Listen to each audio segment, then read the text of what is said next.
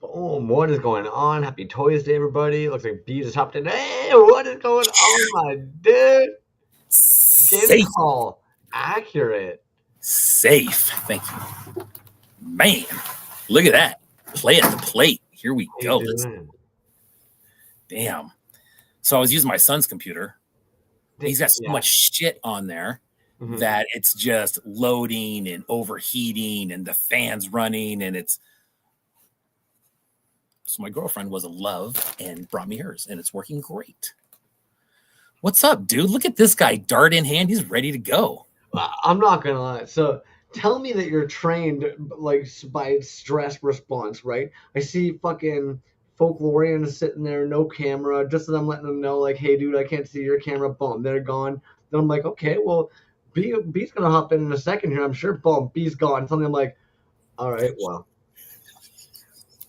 let me grab a cigarette here. Yeah, you're like, wow, this is gonna get real interesting real quick. Right? Yeah.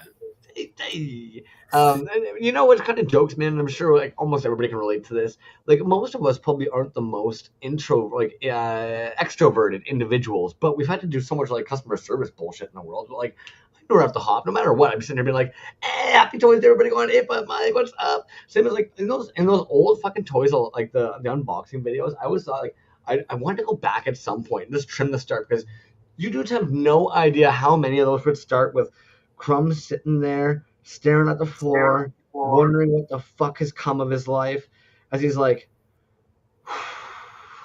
yeah, what's going on, everybody? Happy Tuesday. Rip into a box.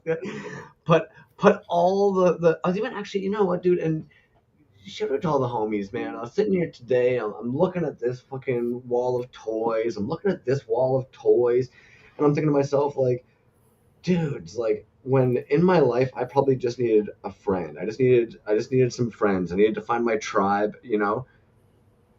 Holy fuck, were we ever grateful to come across this fucking little scene of the internet, my dude? Because like, it wasn't about the fucking resin plastic toys and maybe the link back to our childhood. Like, I think a lot of us really needed a fucking friend during that time, and that's what really came out of this at the end of it. Not that I'm friends with any of you fucking weirdos. Also true.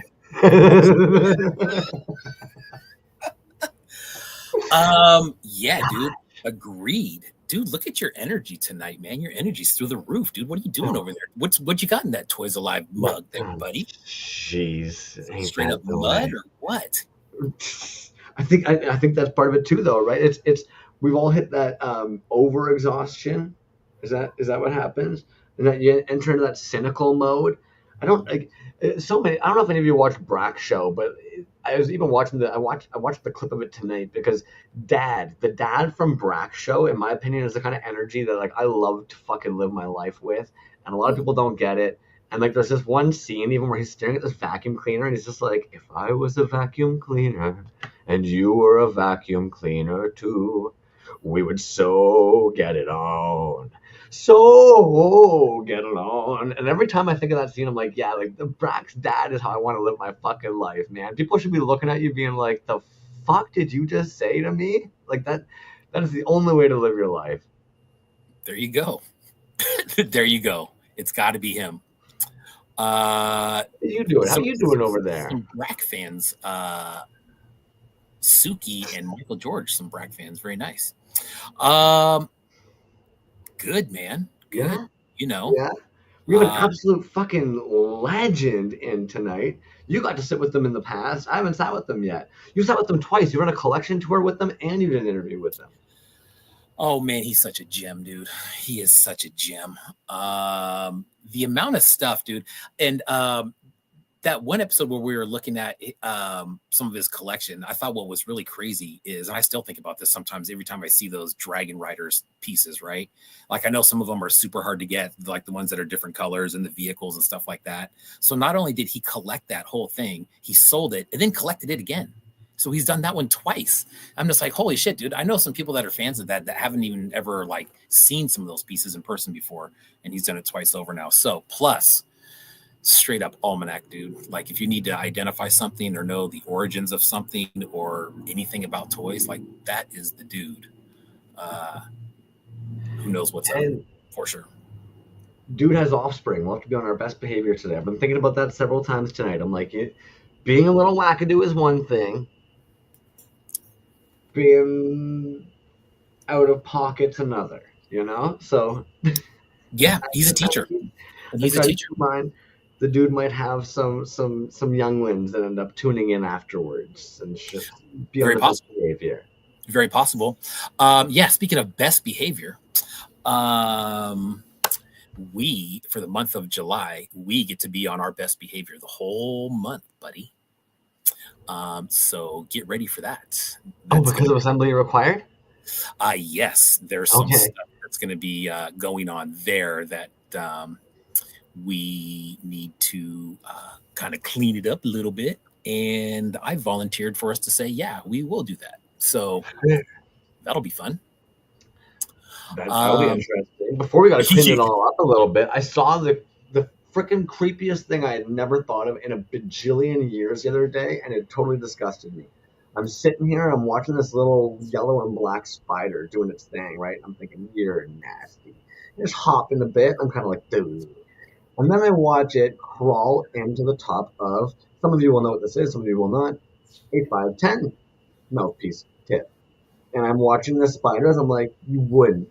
And he proceeds to crawl down the mouthpiece of this as I am suddenly looking at this going, oh my goodness, never in a million years would I have been afraid before putting that near my mouth that there is a spider that has made its home inside there.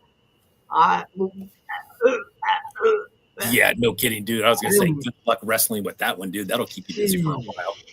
Holy shit. Anyways, you want to say hi to the homies in the chat that are popping in there? Yeah. I do. 8-Bit Mike, Pope Toys. David Dunn says, good morning. So he's in a different part of the world. What up, dude? Brilliant Demon. What up, Micah? Hobo Toys. Eric Folkert's Pedals. Bootleg Toy Co. Keegan Holman. Jazz Wiz.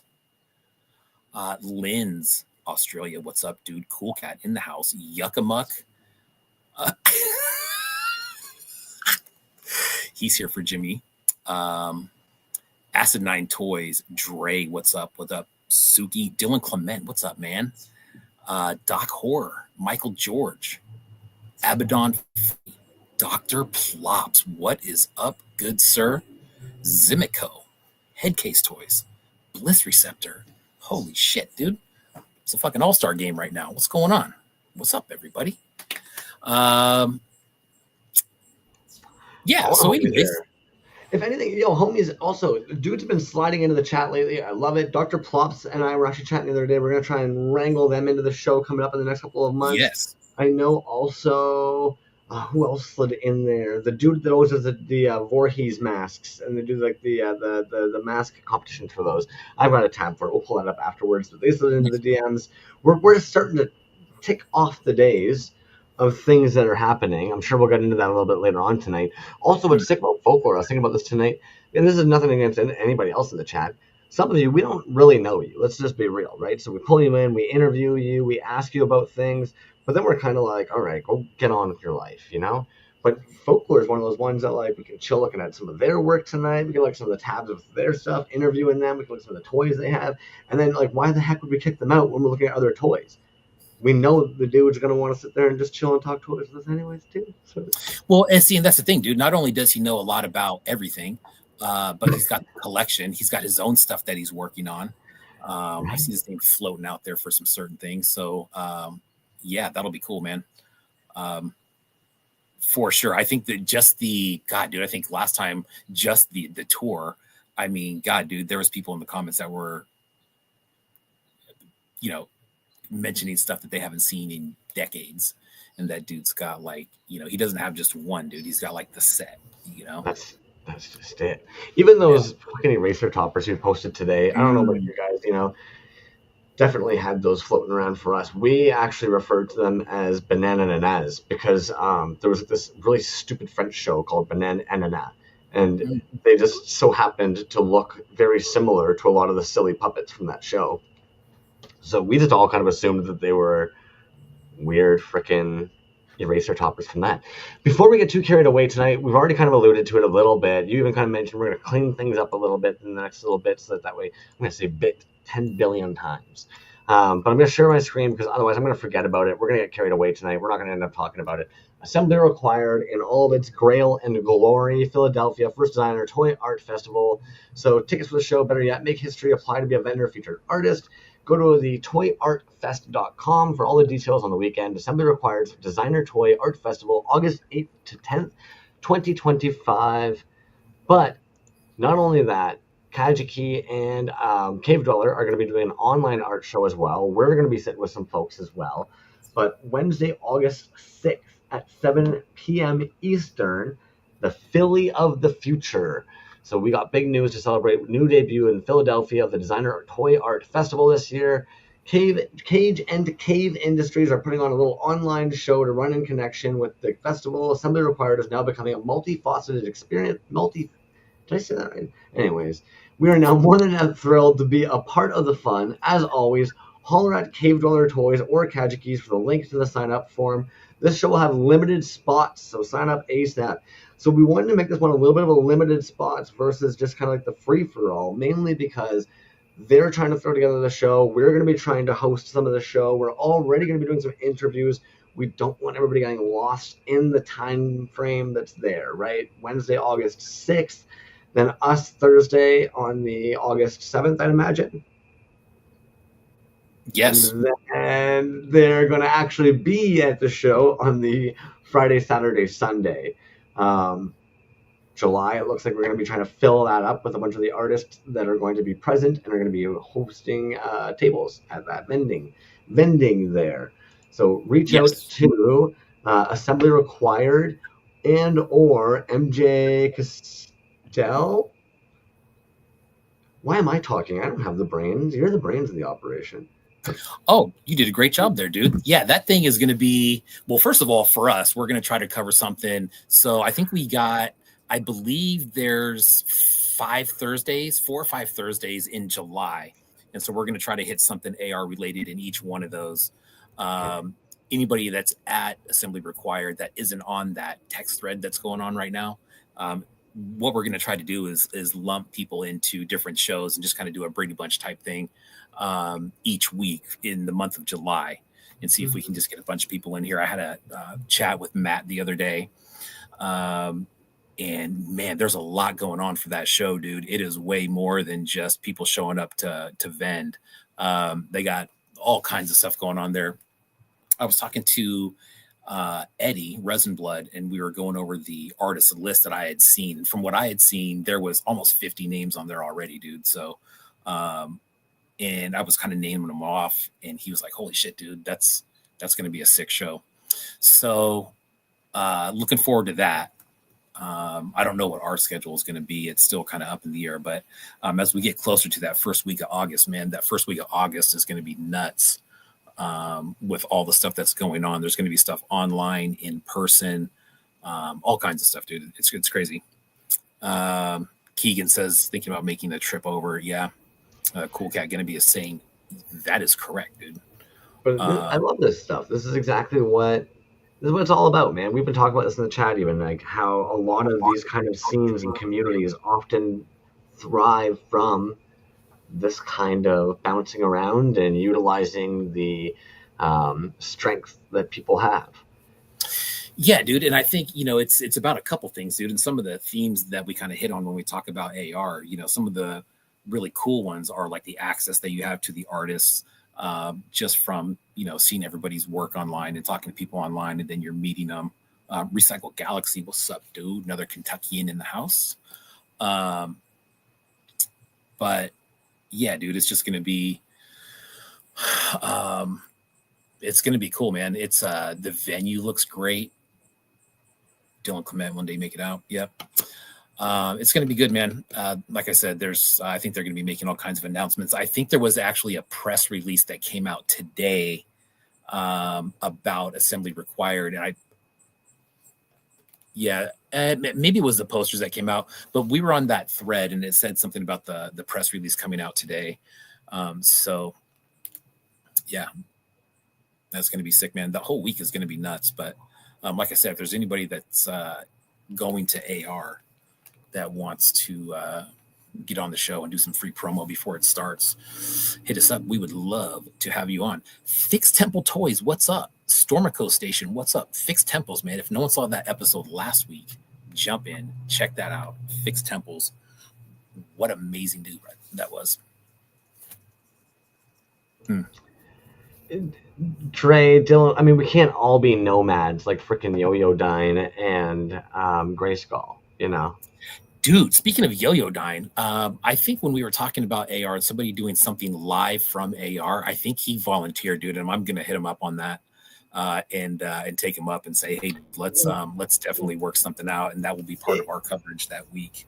If that's the case, that's hilarious to me because personally, I was the one that in the chat was even kind of like, you know, Yo-Yo Dine has big brain energy and also does public speaking and stuff. Like, you know, why don't we? And our fear was that basically because they were vending, they might not actually have the freedom to maybe move around as much. So it's kind of funny that they ended up actually saying, yeah. I feel bad. It's 16 minutes in. Folklore has been chilling down there. Do we rope them in yet? Are we done talking about AR for now?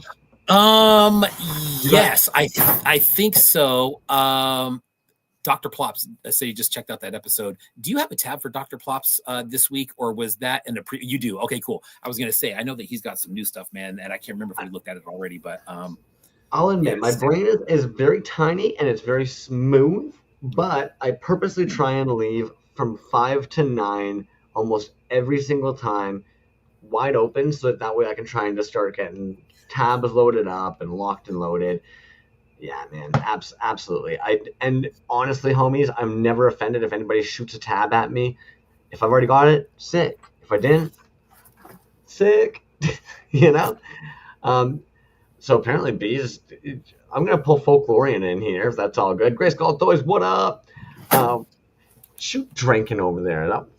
Is it like ice cold water or like? What's this one called again? This is coffee from a small place in Denver. Huck. Huck coffee from Denver. Okay. Yeah, it's good. It's good stuff. Traces, what up? Folklore, if you are all set, we're gonna pull you on in, my dude. Oh yeah, I see the thumb. The thumb of yes. Okay. Boom. Look at this. See, I can tell they've got this nice little setup going on and everything.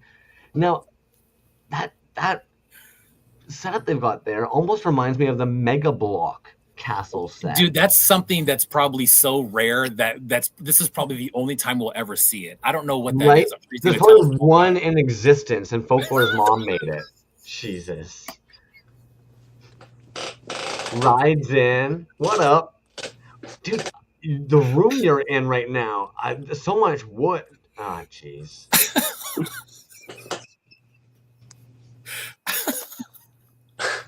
But it looks so cozy. How are you? My world. Hey, guys. Can you hear me okay? Oh, you're good, dude. I was at that whole you brought back the mask. Thank you. That's awesome. Crumbs' wood comment. We're off to a great fucking start, man. Freaking start. How about that? Rewind that back. We're out to a great start. There you go. How you guys doing?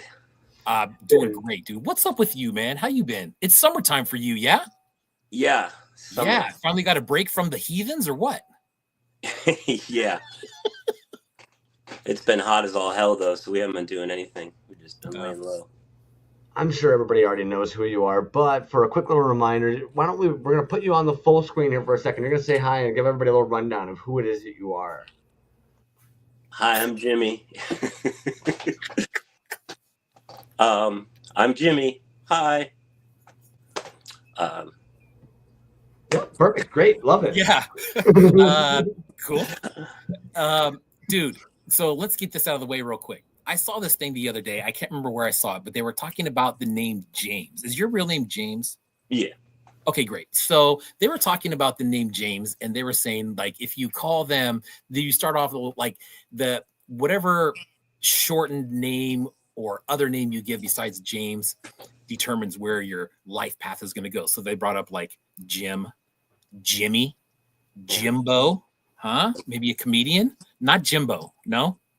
I've always been opposed to Jimbo myself, but yeah. Yeah. I don't know why. But it is a James, huh? I mean, that's my name. That's your government name. All Yeah, right. that's my government issue. But I've never gone by that ever. I think it takes some cojones to just start deciding one day you're like, I'm going by Jimbo. Yeah. I'm going to tell my friends, my parents, anybody, Jimbo Slice, what up? You know, like you got to have some arrogance to that. How did you decide on Jimmy, though? Did your parents just call you Jimmy? One day were you just kind of like, fuck James, I'm going by Jimmy? I'm a junior. So. Oh, there you go. Dad's Jim, I was Jimmy. And then for a while in like high school, when I was trying to be more grown up, I went by Jim. And then at some point I said, fuck being grown up, and I started going by Jimmy again. I'm Jim now. Yes, now I am Jim. Is your grandfather a James? No. So now, okay, we got to pull your dad in, find out how he ended up a Jim. Everything's falling apart for me now. Yeah, I don't know. Yeah, I don't know. So we're thinking about it right now way more than I ever think about it. The other half of the name, the folklore, is probably more interesting. If somebody said, what was your role in this circus that we got going here, what would it be, man? Are you a collector? Are you a fan? Are you an artist? Because you're kind of dabbling in all of that. Jimothy, there you go. Dre, Jimothy, you nailed it, dude. I went to high school with a kid who went by Jimmer. Jimmer, mm-hmm. Jimmer, the basketball player, Jimmer Fredette. You remember that dude? Anybody? No? Jimmer Fredette, dude. He was a small little white guy guard that could shoot the lights out, man. That dude, I think he ended up playing for Sacramento for a little bit. And then I don't think anybody ever heard of him before, but or after that. But anyways, Jimmer. Yeah. Anyways, the answer to your question is. Oh, sorry, I got distracted. What was the question? The question was, if someone asked you what, you told them about kind of the indie toy community. Oh, what's my role? Right. Yeah. Would you say that you're, what would you do? I label myself an enthusiast, I think, because that encompasses most of the things I do. So when I'm enthusiastic about collecting, then that kind of consumes me. And when I'm enthusiastic about making something, like I get an idea and I'm like, oh, that's doable, I can actually make that, then that gets me excited. So I think enthusiast is the term I generally go by. I hesitate to say artist because but I do look at it, the stuff we make, as art, but I feel like, I mean, I'm in awe of other artists, and I feel more like I'm an experimentalist, maybe. An experimentalist. Kind of trying things out and seeing what works and what doesn't. Yeah. 8-Bit Mike, is that true? That's kind of cool, man. I did not know that, if that's true. It's a little trivia there for you. So, dude, but your collection is more, would you say it's more like, it's more vintage stuff, right? Definitely. And yeah, exactly. I know that we had gone over that before. If you consider yourself Go ahead. Well, I gotta know, if you're an enthusiast, like, how does something like this make you feel? Because this has to be kind of surreal. Yeah. I mean, that's just very awesome. Yeah, that's really fun, because that's all just based on like sort of a fun kit bash that I had done. Sort of a practice in kit bashing things that don't have to be painted. So parts that work together, but that also the colors already work together. And that one, the antagonist figure, just kind of came together. All the parts looked really cool. And I had a helmet that just happened to fit perfectly. And it just looks and feels like a vintage figure. So, so that ended up kind of becoming part of the Folklorian line of kind of goofball figures that I kind of throw under that moniker. And then when D. Pruitt did that, and the things leading up to that, that just was like, because it's so. I actually have one. I'll bring something over. You also just said something really interesting about the kit bashing. I don't know if I've heard another artist bring up before, but like the uniformity between like the cohesiveness with the already painted pieces. You know what I mean? Like a lot of times people talk about how like they all work well and then you prime it and it looks great. Never really heard anybody break it down of like looking for pieces that already cohesively work color wise too. Yeah, I mean, makes it a lot harder to do, but when it happens and it works, it's just like, yes, this is kind of like this magical moment. I used to do that a lot with Star Wars, and at any time, if I could justify not changing the original paint in any way, I would try to like leave it, kind of make it as authentic as possible. That was always kind of my goal. Like if I had to paint the whole figure head to toe, I would do it, but I was always like, it was always a little like lesser to me.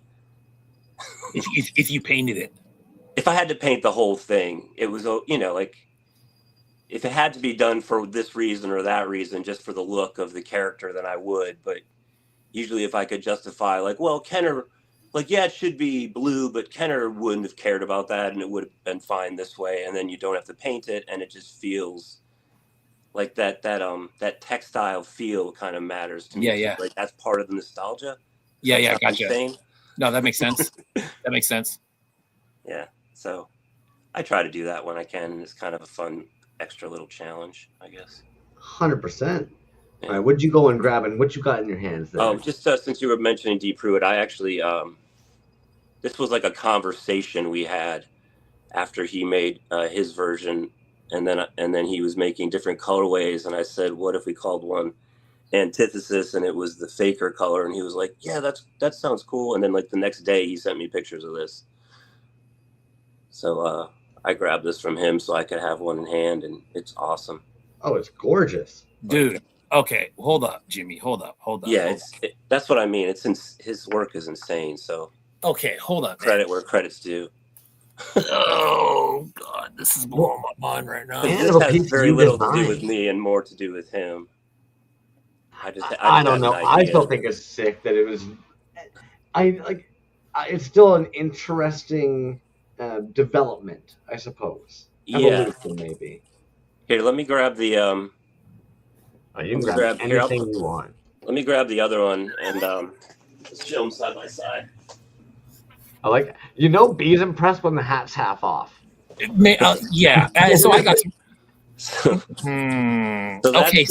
that's the original concept.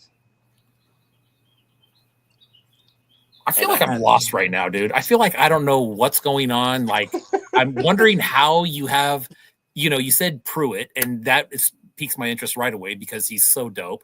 And then you start bringing up figures that you said that he made and you have physically in your hand. All right, so, you need some backstory. Please fill me in. I didn't know these were even available, or maybe they're not available. Maybe I got to fly to Kentucky and just maybe kind of strong arm you a little bit. It's the indie resin scene. Yeah. Everything's available if you're not. See you next Tuesday. So I started making like card backs for these kind of random kit bash figures that I had. Things like this that I just kind of made for fun. Like I said, it was like a challenge to kind of find colors that all went together and pieces that went together. And just kind of like all made so much sense. Like I didn't paint anything on this. It's all the original parts. And then this helmet just happens to fit perfectly. So this was a character that I called Antagonist. He was going to be the villain of this fake like sci-fi line called Folklorian, just because I wanted to use that word. And there's some others too. I have them around too. I can show you as well. But the story is then Dee Pruitt took a liking to it and made his own 3D model of it and started posting pictures. He posted pictures of it in the original color, and then he made another color of his that he called the Antagonizer. It was sort of like more like an orange and tan, like desert dusted kind of feel. And then we just were having a conversation, and this kind of idea came up in conversation. And he said, and he like immediately was like, that's a great idea. And the next day had made this, the faker version of this stupid thing that I made. So that's what I mean. That's like, this is me being an enthusiast, and this is Dee Pruitt being an artist, right? Like, nah, it's I'm still like putting yours on art. Sorry, dude. That's how I think of it. Because I mean, this because I mean, I'm just, it's the same thing. Like when I like collaborate with General Porpoise, and it's like I have this idea, and then he makes this thing that's like amazing, and then I'm just like in awe of it. That's how I feel when I look at this. Yeah. Dude, what a great looking figure. Yeah, it's beautiful. And he painted this. It came in it came delivered in like all like packaged tightly and air packaged in parts and clips together. It's all articulated. Radical. Yeah. Radical. I'm gonna stick him on the stage, so when we get to the stage later, he'll be hanging out over there. Yeah, I think B wanted to ask you actually about that stage you got going on there, what that castle was from. Yeah. Should we take a look? Please. The only thing is there's no like straight button. I have to push like 4 buttons to flip the camera, which is annoying. But other than that, I got it figured out. We've had every guest tell us that, but it ain't our problem. No, it's not your problem. But last time it really tripped me up. So this time I'm like, the camera's staying in one place. Oh, I remember that on your tour, right? I'm not walking around the room with it. Yeah. I'm just teasing, man. I'm sorry, friend. Oh, no, it's good. All right, so there's the stage. I just figured that I could kind of add things to this as if we want to pull anything out.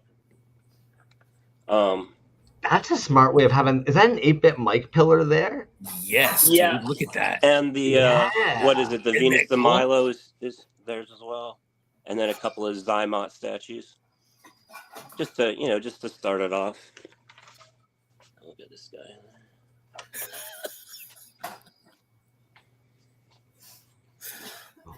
But yeah, dude. So what's the castle from, Jimmy? Oh, the castle, right? That's a Playmobil castle. Gotcha.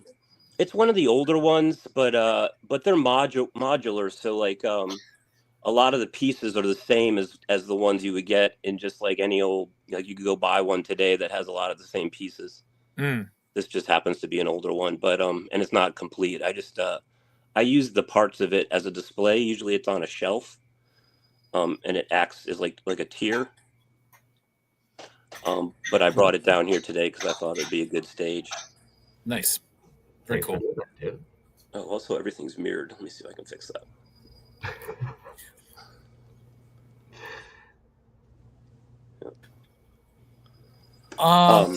Yeah. I was just gonna say, unless was there something else you wanted to say about this here? That's very cool. I like the way you did that 8-bit mic piece. Oh yeah. That's yeah, and the castle is cool. I think that Playmobil stuff is really great for stuff like that because you can put it together all kinds of different ways. I think Playmobil is underrated. Unfortunately, I feel like it kind of flew under the radar for a lot of us until we were at an age where we weren't really looking to be grabbing toys. Yeah, it's one of those toys like Fisher-Price Little People where it maybe the look isn't your thing, but as far as like playability and like durability, it's amazing. They're awesome. Yeah. Fair. Pocket sizzle. You had mentioned collaborations, like obviously like that DePruitt one was almost kind of like an unofficial collab, I suppose. But we did pull these guys here today of the General Porp ones, and you kind of mentioned how like you'll have an idea, somebody else will execute it. How did that kind of end up coming to be? I'm sure we've talked about it before, but like, is that just in conversation? You guys are discussing it. Seems like it'd be a funny idea. So, how does that kind of come about? How do you land something like this? So I basically met him through you guys because I think I met Porpoise kind of in the chat on this show, but I wanted to do this. I wanted to try this Broids line. I had some ideas, and I saw his work, and I just contacted him and asked him if if he wanted to maybe work on it with me. And I sourced all the parts because it was kind of in fact, I did a prototype of it so that I could show him kind of what I had in mind, and also to show it to Dove, who carried it. But like, so I did a prototype of it, which is what became the mold that is the character for Brolin, which is a different Broid that is sort of like the stone, kind of the muddy stone guy. So I still use that mold, my original mold for that. But then Porpoise came in and did the super clean, super articulated. Like, I didn't request that it be this articulated. Porpoise wanted to be, because this is 6-point articulation. Jeez. But that's what I mean, though. Like, the same thing I was saying with like that textile feel and like the non paint, or like only the paint that's needed. That's what a Porpoise figure is. Like, when you have it in your hand, this is like a figure. Even it's resin, but it doesn't give you any of the. It feels like something from like the shelves in the 80s or something. It feels like an action figure. It feels like the real deal. I would also say, and Porpoise gives me a weird look when I bring it up, as if like they have no idea what I'm talking about. I'm not gonna ask Magoob about it, and LM9 also seems to kind of be like, man, I don't know. But all three of those individuals are about the only people I know that there is something about the texture of their toy that I have no idea what the heck they're doing, but it has this almost eggshell finish. I don't know how else to put it, and it like a is sheen. Yeah, and it's freaking perfect. It is so You're right. toy. I don't know how else to put it, because I don't want to say it's so commercial toy, because it's better quality than that kind of stuff. But Yeah. I remember when I got that first General Porpoise dinosaur woman, and right away it was like, okay, yep, you've got the LM9 feel to your pieces. Oh man. Yeah, there it is. And again, that must kind of feel a little surreal, seeing an idea you had just all of a sudden now packaged up, perfectly clean. Did you do the stickers on those, or did Porp do those? Yeah, so the concept is mine. All the parts were mine. I gave him, like, I sourced all the parts and took apart the figures, and then I did the stickering. I painted them. He cast them for me so that we have this like beautifully articulated figure. It has waist articulation too. And this is that. Did a beautiful paint job, dude. Anybody Thank who's you. painted plastic knows what a pain that can be. Yeah, so I did sticker. I like to do stickers, and I did this on a few of the earlier figures that I started making, just because it's sort of my way of cheating, because I don't really know how to paint that well. Like, I couldn't paint that detail.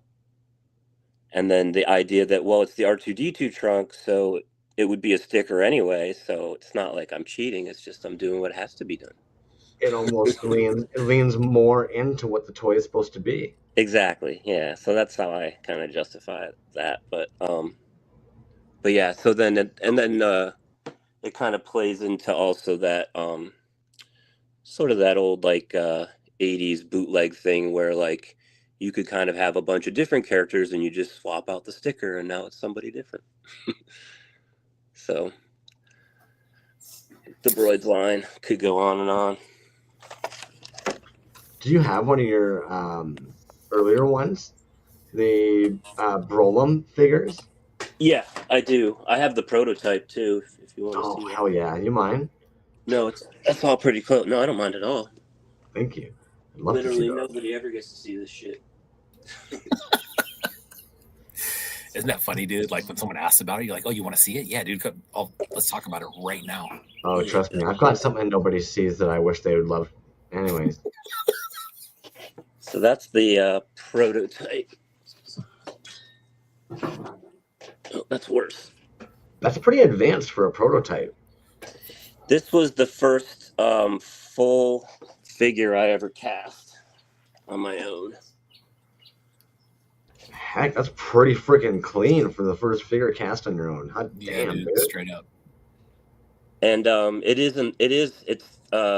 it's 4 parts. The trunk and head are together. The legs is all one piece, and then the arms. But this particular one is just glued, because at the time I had no idea what I was doing with articulation. So yeah, And then I was expecting like a crayon picture or something. I wasn't. and then the Brolem came out of that. This Brolem doesn't have a leg, but because of the stand, he stands anyway. So I kind of like that. He's sort of a half-formed Brolem, and that one has arm articulation, but that's it. Like the moss cape. Yeah, that's actually actual moss, just wedged between his magnets. Nice. And every Brolem gets a googly eye. Necessary, man. Googly eyes are underrated in my opinion. Yep. Oh, and then I had, since I was cleaning today and it was just here. Oh yeah, I guess I might as well. I've never showed anybody this, but actually, so I said that's the first full figure. Oops. I also got this guy. This is the this was like, I guess, a failed Brolem, but it's got a few issues, but yeah. Yeah. That's fun, man. But that's kind of the idea, is the Brolem kind of just became my dump mold, so I had some sort of fun just making weird Brolems and stuff. Nice. What up to who just came in, dude? DNS, what's up, man? What's going on? Pikmin, what's up, dude? I want to talk about two things real quick, Jimmy. Number one was the texture that we were talking about, and just kind of going into texture. Crumbs, you were saying the LM9 and general porpoise too, right? It's just like it's a certain thing, dude. I think there's something, and I think part of the appeal for me for the of Healy Made's SWWF wrestler line. It's not just like the figures and the mashup, right? But it's that, and dude, to me, it's like a raw porcelain type feel, dude, and it does not feel like resin at all. I have a couple Skull Crushers like that from her, where it feels like the same thing, dude. And it's something. And so check this out, dude. So it's like, you got, but then again, I also have some of those wrestlers that are in a completely different finish, dude, and they're still just as cool, but it's a different finish. And I think those ones are unique because they're not in that type of finish that he has. It's like a satin. Yeah, dude. Exactly. Mm-hmm. It's like, and so here's the other thing, dude. So I had just posted a picture of a Brulio Toys piece, and I think that one was yesterday, right? And for me, that one is what I think is cool about it. It's like the paint doesn't look 100%, but it's fully painted, and it's got a really kind of like chalky matte finish, which to me just kind of leans into the bootleg a little bit more, and I really dig that, which is why it surprised me, Jimmy, when you said that when you paint a figure from top to bottom, it turns out being like not as cool to you. But I think for the collector, that might be something that they would say, well, I do have this one, which is cool that he assembled, but then I also have this one that he painted, whether the paint is good or not. But it does kind of offer a different type of texture, that I don't think that's something that we really talk about a lot. I think what you were talking about is what I would call bootleg charm. Yeah, sure. Yeah, so I could see that, and like the idea that like, oh, the paint on this is really crappy, but that kind of is what makes it sort of bootleggy and beautiful. Yeah. I was thinking about this the other day, and it's always got to be the two extremes. I feel like it's kind of almost the same with certain metal. I was thinking about how like bootleg and like metal is almost the same. It's got to either be really freaking sick, or if it's really bad, we've got to kind of know that like it's intentionally bad. If that dude's scream is really jokes and kind of shitty, like we call them the pacaws, basically. There's a certain scream style where the guy basically just sounds like he's lost his voice, and you get those pacaws. And it's kind of the same with bootlegs. It's almost kind of like when you lean heavy into the bad, but you can tell that this person's leaning heavy into the charm of the quote unquote bad, it elevates it to like oh hell, that's fucking jokes. That's sick. Yeah. And isn't it crazy, dude? Like and I think I always go back to when I think about just kind of the aesthetics of it is the and dude, I might have even talked about it last week or the week before, but the the double packs of Mexican bootleg figures that Yo-Yo Dine was bringing back, and those two, and I have those, dude. And the figures, I mean, they're crap, dude. Like, but and I say this every time, man. Like, they are so bootleggy good. The paint's chipping off. Some of the arms are not assembled in the package, but that's all part of it, dude. That's why I like those. Yeah, dude. You know what I'm saying? Absolutely. Like, yeah, like the bootleg charm on those, like you said, dude. That's a great way of putting that, Jimmy. It's got that bootleg charm, dude. It sure does. And then it comes down to Crumbs. I agree again, dude. When you said that it's either one extreme or the other, right? And then if it's in the middle, and it's like you might have a piece that's super clean, but it might have some flaws in it. And then it all comes back to that big old, like, what's the intent, dude? Was it supposed to be super clean? Was it supposed to have blemishes? Was it supposed to? And then, like, sometimes you don't know that, dude, unless you've been around and you know what the artist's work is like, and that's why it's, to judge an artist by one piece is kind of crazy, right? Especially in this scene, because it's, there's so much that, I mean, and I even think going as far as saying everything's acceptable, that's even, I don't think that's really the right term for it, dude, because it's not really for us to accept. You know what I mean? It just is what it is. We start getting bananas taped to walls if we start doing that. I'm sorry, man. And I mean, to a whole world of people, they're sitting there being like, good, tape those bananas to the wall. But I'll always be in that mindset of kind of like, nah, like, I'm sorry, man. Once we get there, be honest with yourself. Like, you know what I mean? Like, and I think that's the biggest thing personally. I feel like sometimes just be honest with yourself, dudes. Yeah, and it's all good, dude. You know what I mean? It's whatever it is. It's the stuff that's really good is the stuff that, just like you said, man, when it's not trying to be something else, it just is what it is. You know what I mean? And I think the artist really kind of develops their own aesthetic after that, and then after you see it year after year, you kind of start to align different things with different artists. But then again, man, there's a lot of artists out there that are doing, multiple mediums and are dope in all of them. We're going to take a look at some of them tonight, I am sure. Jimmy, your camera is still on the castle. I didn't know if you knew that or not. I did. You want to see more stuff, or do you want to? I don't. You tell me. I want to see your favorite 3 pieces that you have gotten in the year 2025. You betcha. All right, that I can do. So this is funny, dude. You're like the that you've gotten in 2025, and he's gonna be like, okay, so this next one's of 1967, and bootleg Toyco, agreed, dude. The good Mexican bootleg. I have got giants from him. I've got masks from him. Yes, that is that's a plug right there. Karma de Pero, look him up.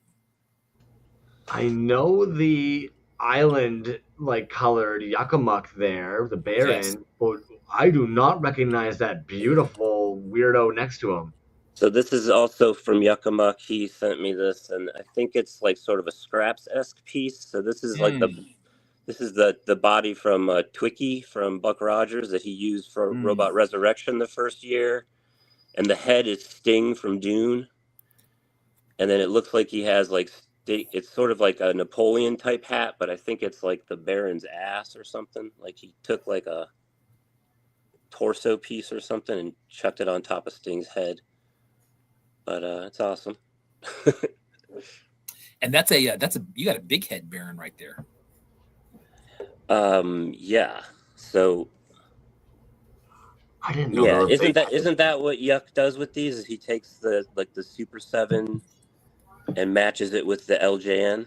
Maybe. Yeah, but I think his original ones with that just had a regular head, and then he ended up doing one. Yeah, and I thought it was called Big Head Baron, but yeah. Gotcha. Yeah. So that's that's the version I'm more used to. But yeah, you're right. You're right. He was doing it. Yeah. So yeah, these are things he sent me these. And then don't make me educate you, Jimmy Folklore. Don't make me do that. Oh, please do. You guys give me too much credit. We covered this last time. Crumbs wasn't here, but you guys are always saying that my knowledge is so obscure, and I argue that what you guys know about this scene and makers and who made what is way more obscure than what I would possibly know. I think secretly Folklore is a sub. I'm just tossing it out there. Homie's running around like, oh yes, master, yes, master. Running around, grabbing his Oh toys. God, dude. I have this too from Yucca Muck, so I'll put that. This is sort of a Yucca Muck. This isn't my 3 things, but this is sort of a Yucca Muck lot.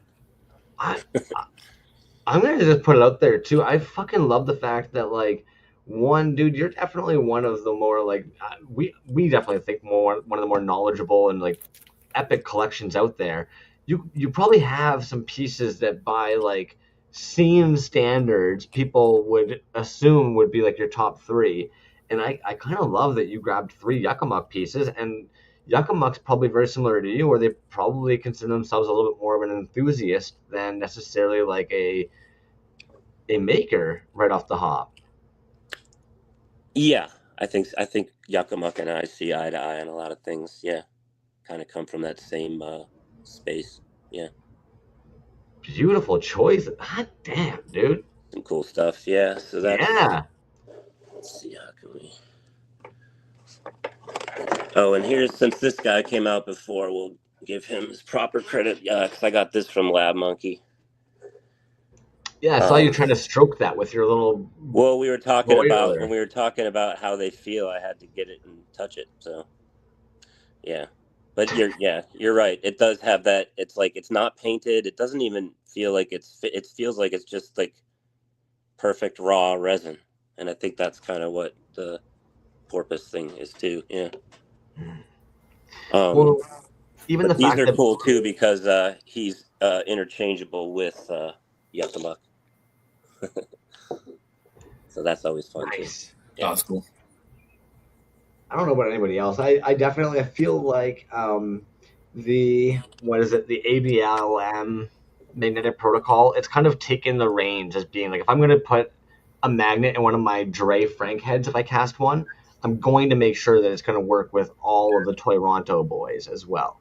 Like it's, at this point, it's almost kind of just like, well, if I want this to fit on something, what do I want it to go on? Obviously, I'd want it to sit on one of the fucking Toronto boys, like an LM9 or another Dre. Yeah, for sure.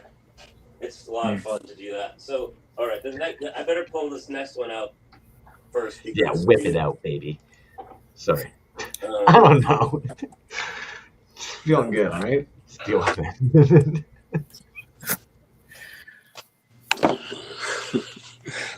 Is that visible? It is. I wasn't expecting it to be so big. So that is Zymot's Apocalyptico piece, which he said was so big that he wasn't going to ship it, and the first person to come to his space and claim it could claim it for free. So wow, dude, I remember that. I was going to say, isn't that a showpiece? But yeah, I remember his disclaimer on that saying he is not going to ship that. Dude, Crumbs pointed out the drips, dude. Look at that. That is it's crazy. Wild, man. Yeah, dude, that's a trip. That's gorgeous. With the 8-bit mic piece, just how you had it, dude, behind that, where it looks like a blood waterfall. That was a wicked little setup there. Yeah. Very nice. Yeah, dude. So that's that. And let's see. Certainly there's other things that I've gotten, but this one deserves a shout out both to Jevaho and to you, because this came to me via you. That is such a fucking stupidly cool piece. Oh, it's awesome. God damn, dude. So that's Jevaho Creations as one on Toys Alive, and it's awesome. Jevaho, man, we mention him every show, dude. I swear. Dope. I almost, like, it was one of those things where I was staring at that new fucking piece that he just dropped today, being like, we can go a week without sharing Jevaho, and at the same time you're like, but it's so good. Yeah, it's awesome. So shout out to Jevaho. I don't mind shouting out Jevaho. Dude, I didn't, again, this is nothing against the Broly. I just didn't realize how much bigger dolphin was. What the heck? I thought they were both 5.5ers.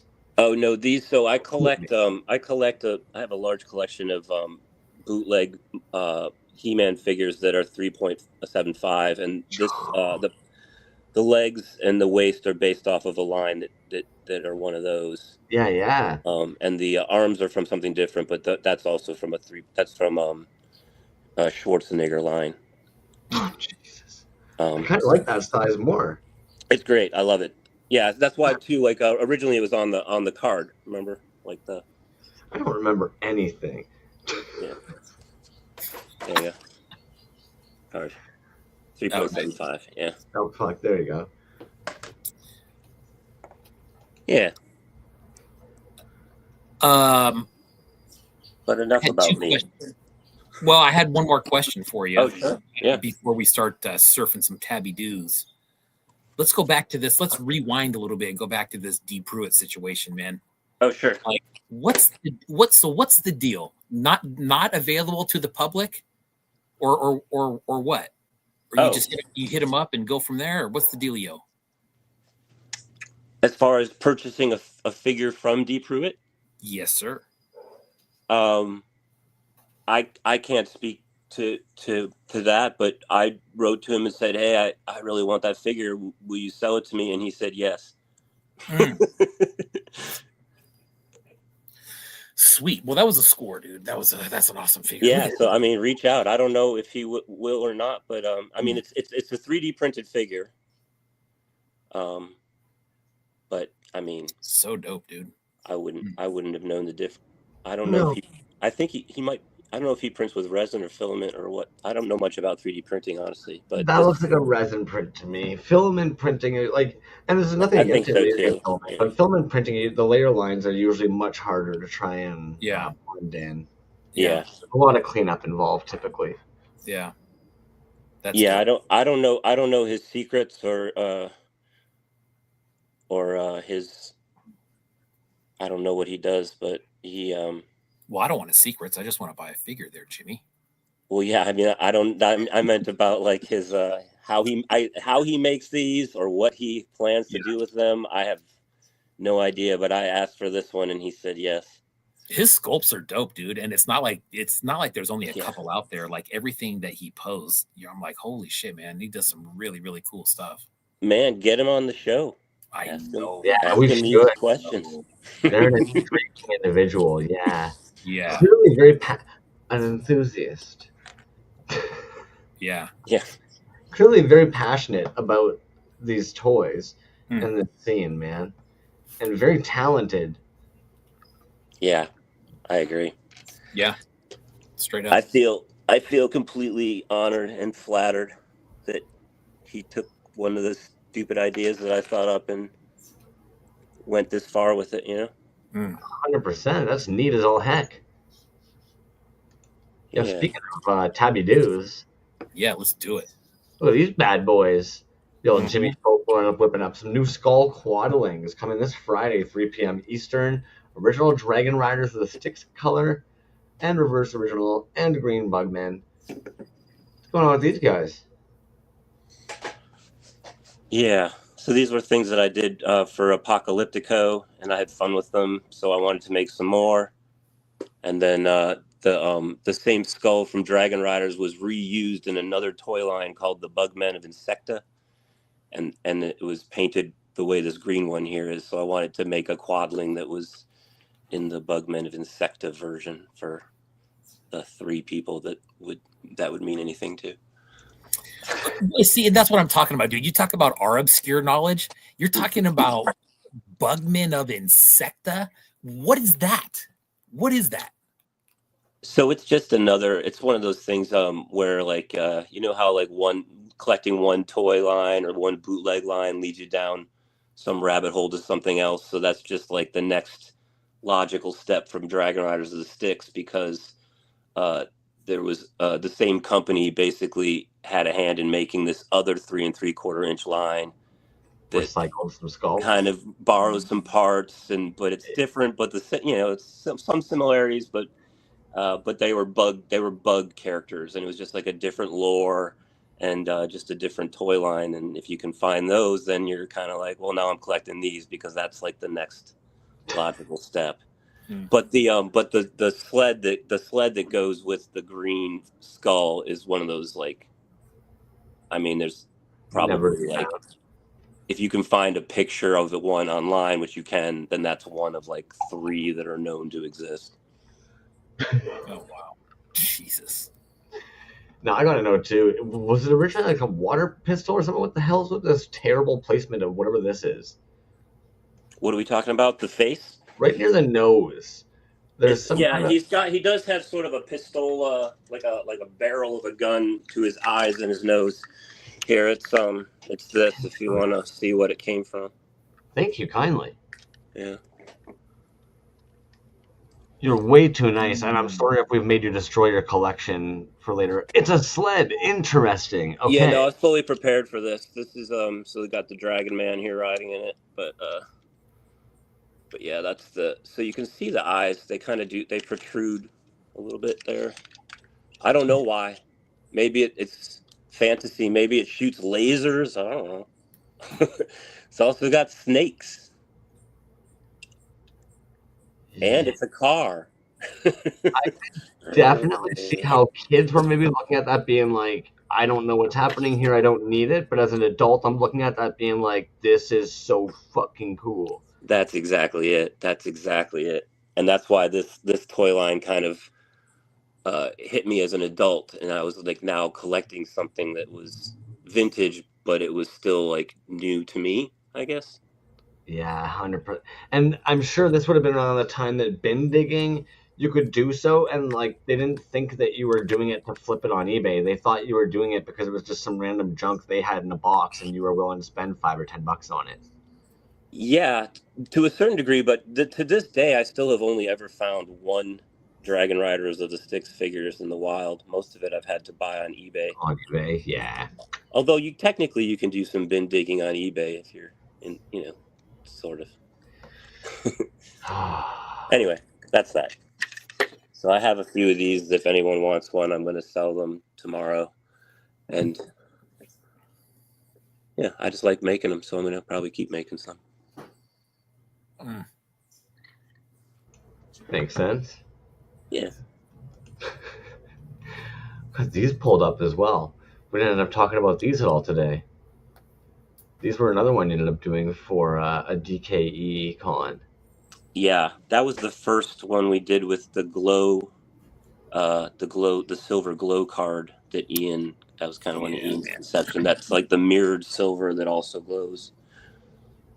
Which by the way is also on the new Folklorian card. If you want to see a sneak peek of those, I can show those off too. Show us what you got, Fred. Yeah, so we got coming soon. Oh, that's a dirty pour. Are there rocks in there or something? Yeah, there's a lot. There's some things going on there. There's a rock that was dropped through pigment, and then there's also a piece of like glow inside it that glows from within. Jazz was telling me he sent you a baggie of pubes. I hope those made it in there. No, those must have gotten lost in the mail, fortunately. So this guy, we can kind of, I don't know how this will look. I've never tested this light in the... That is sharp, dude. So there's some that to it, and then... Oh, dang. And then it also kind of glows from behind. That freaking lit up real quick. Yeah. What you got on there? Yeah, this is another one that Ian did.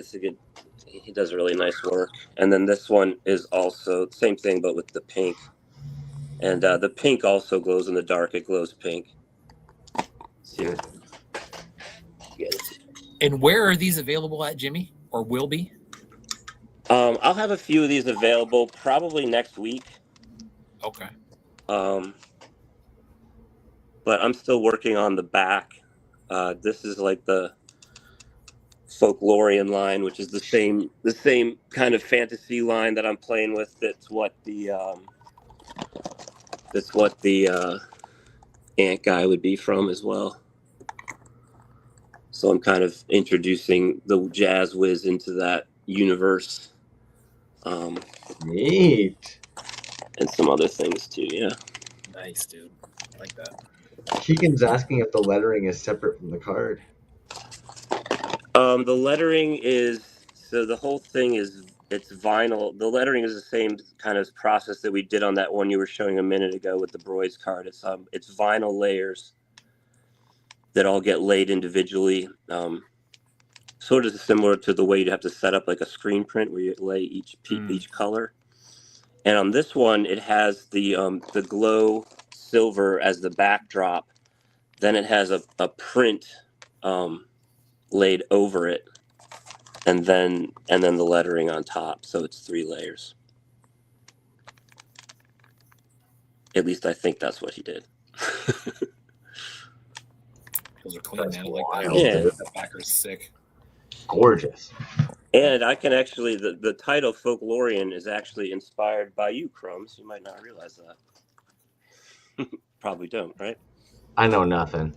Yeah, so my title on, my name comes up as Folklorian when I'm in the chat. And you were the first person to refer to me as Folklorian and say it that way. I never said it that way. It was a stupid name that I gave my YouTube because Folklore was already gone. So it was really dumb. It was supposed to be Folklore on YouTube, which is so dumb. And the second you said Folklorian, I was like, no, that's it, Folklorian. Yeah, there you go. That's what I meant. That's much better.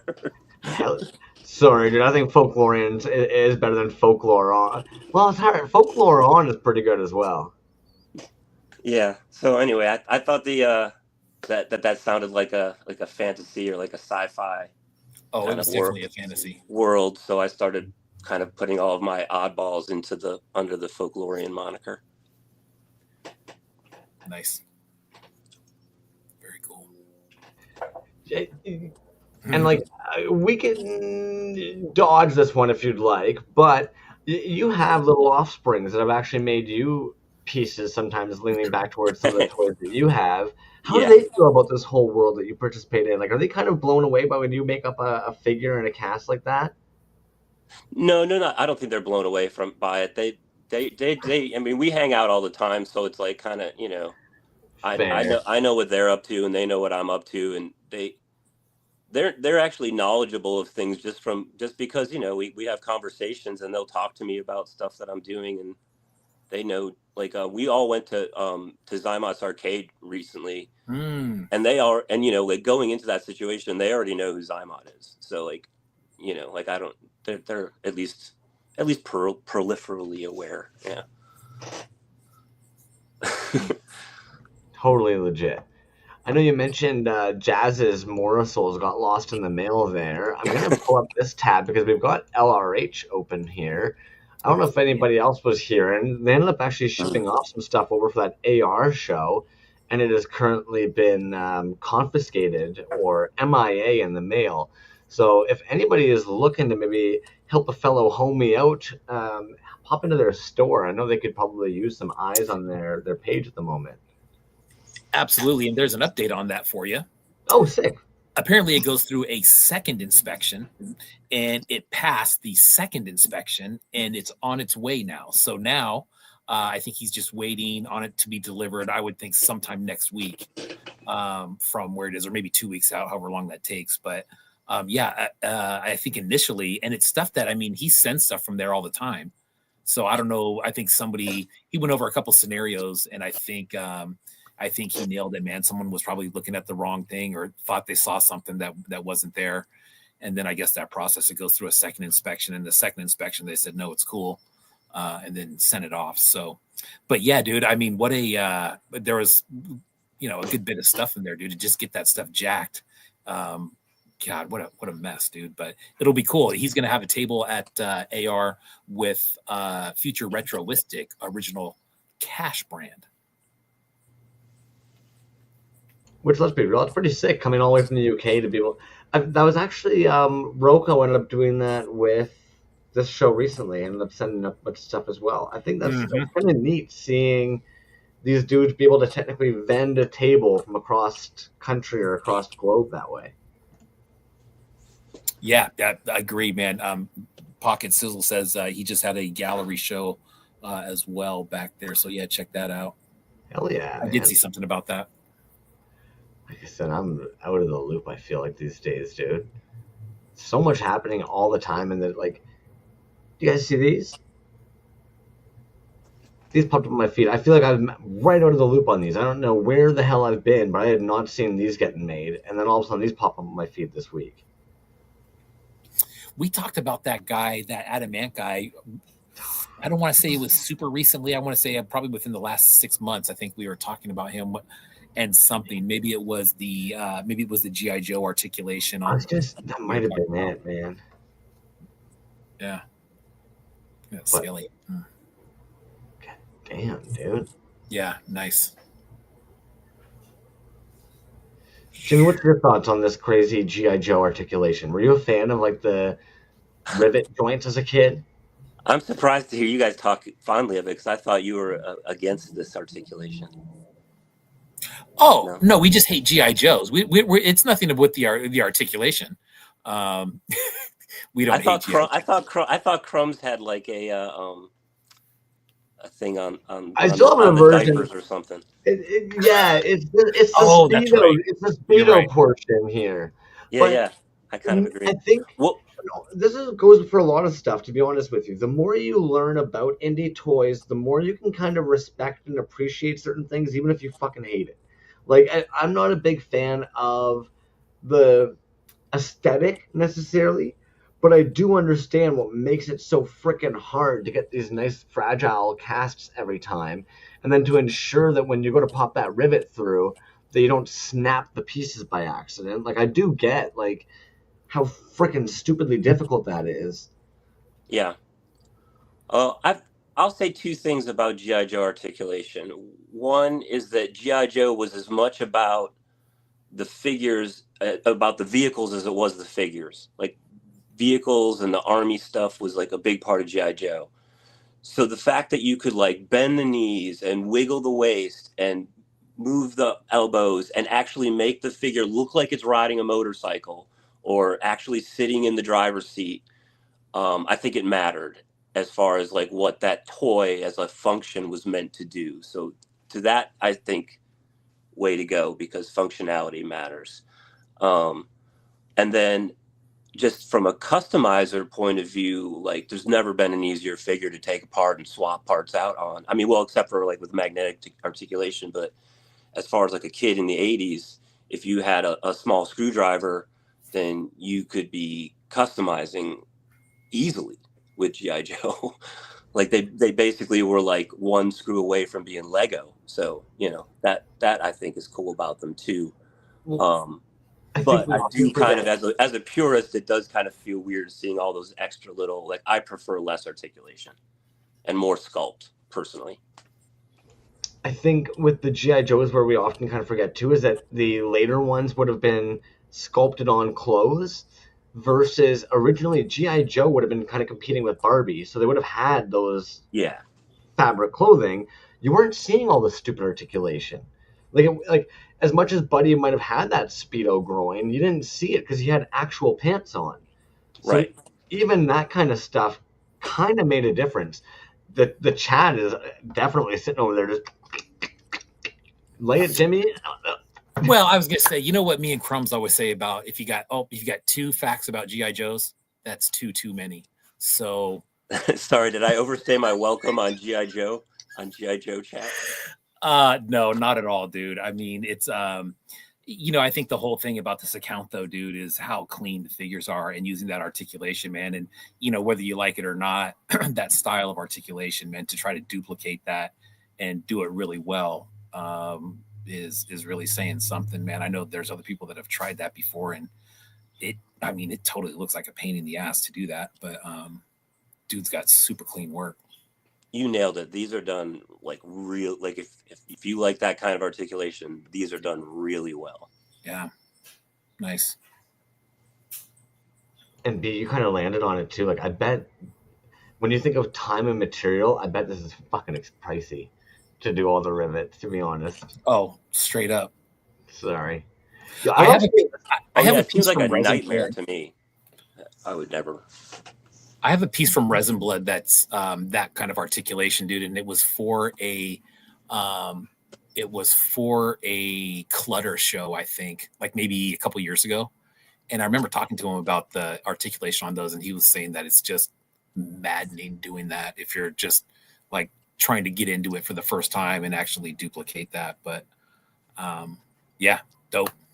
We're also at kind of a different point too with like the 3D printers. You can do a resin print of something, and like hollow bodies are different now, even, right? Like I remember when we were first kind of collecting, that was probably one of the biggest things when people would mention they were doing a hollow body articulation. My brain instantly was always like, you can't, it's not going to happen. You're not going to get two perfectly cast even pieces of liquid resin turning solid. Like, and in order for a hollow body to have the perfect articulation where things don't start popping, like everything's got to be so meticulously tight, and it's just impractical when you're pouring resin. You know, it's just different. There's so much math involved, and perfect math. What are you doing over there? Oh, just getting some things ready. You want to show some stuff off? Sure, why not? Yeah, let's do it. Man, so I'm gonna start off with this one real quick, just because this is some super dope shit, right? This was the collab between Camelbot Commander and Ocular Rhombus. Super sick, man. I can't remember how many were in this drop. I want to say, I don't know, 8, maybe something like that. Maybe there was more, maybe there was less. But dude, holy shit. This thing's nuts, dude. And just knowing both of their styles, you know, you can kind of make out who did what. The torso, arms, and legs, I think those are definitely Camelbot. The head and the backpack stuff here, that looks like Ocular to me, because they're more look like kit bash pieces. And then this is obviously Camelbot Commander here in the torso. But good lord, look at that shit. Sick. I think this thing glows and has UV on it too. Obviously, you can't see it here, but dude, great freaking piece. Next one, I waited a while and then went back in and snagged that dude, just because that's so bizarre looking, dude. I think we talked to Ocular Rhombus, and I can't remember if it was on the show or maybe if it was a separate DM about this kind of material that he's using on the figures, which is kind of like that spray foam. Yeah, exactly. And then he paints it. And if you look through his store, man, he's got a lot of figures in there that have that effect on it, and it looks super sick. On some of them, it almost looks like billowing clouds of smoke, dude, which I thought was super sick. But yeah, this one's awesome, man.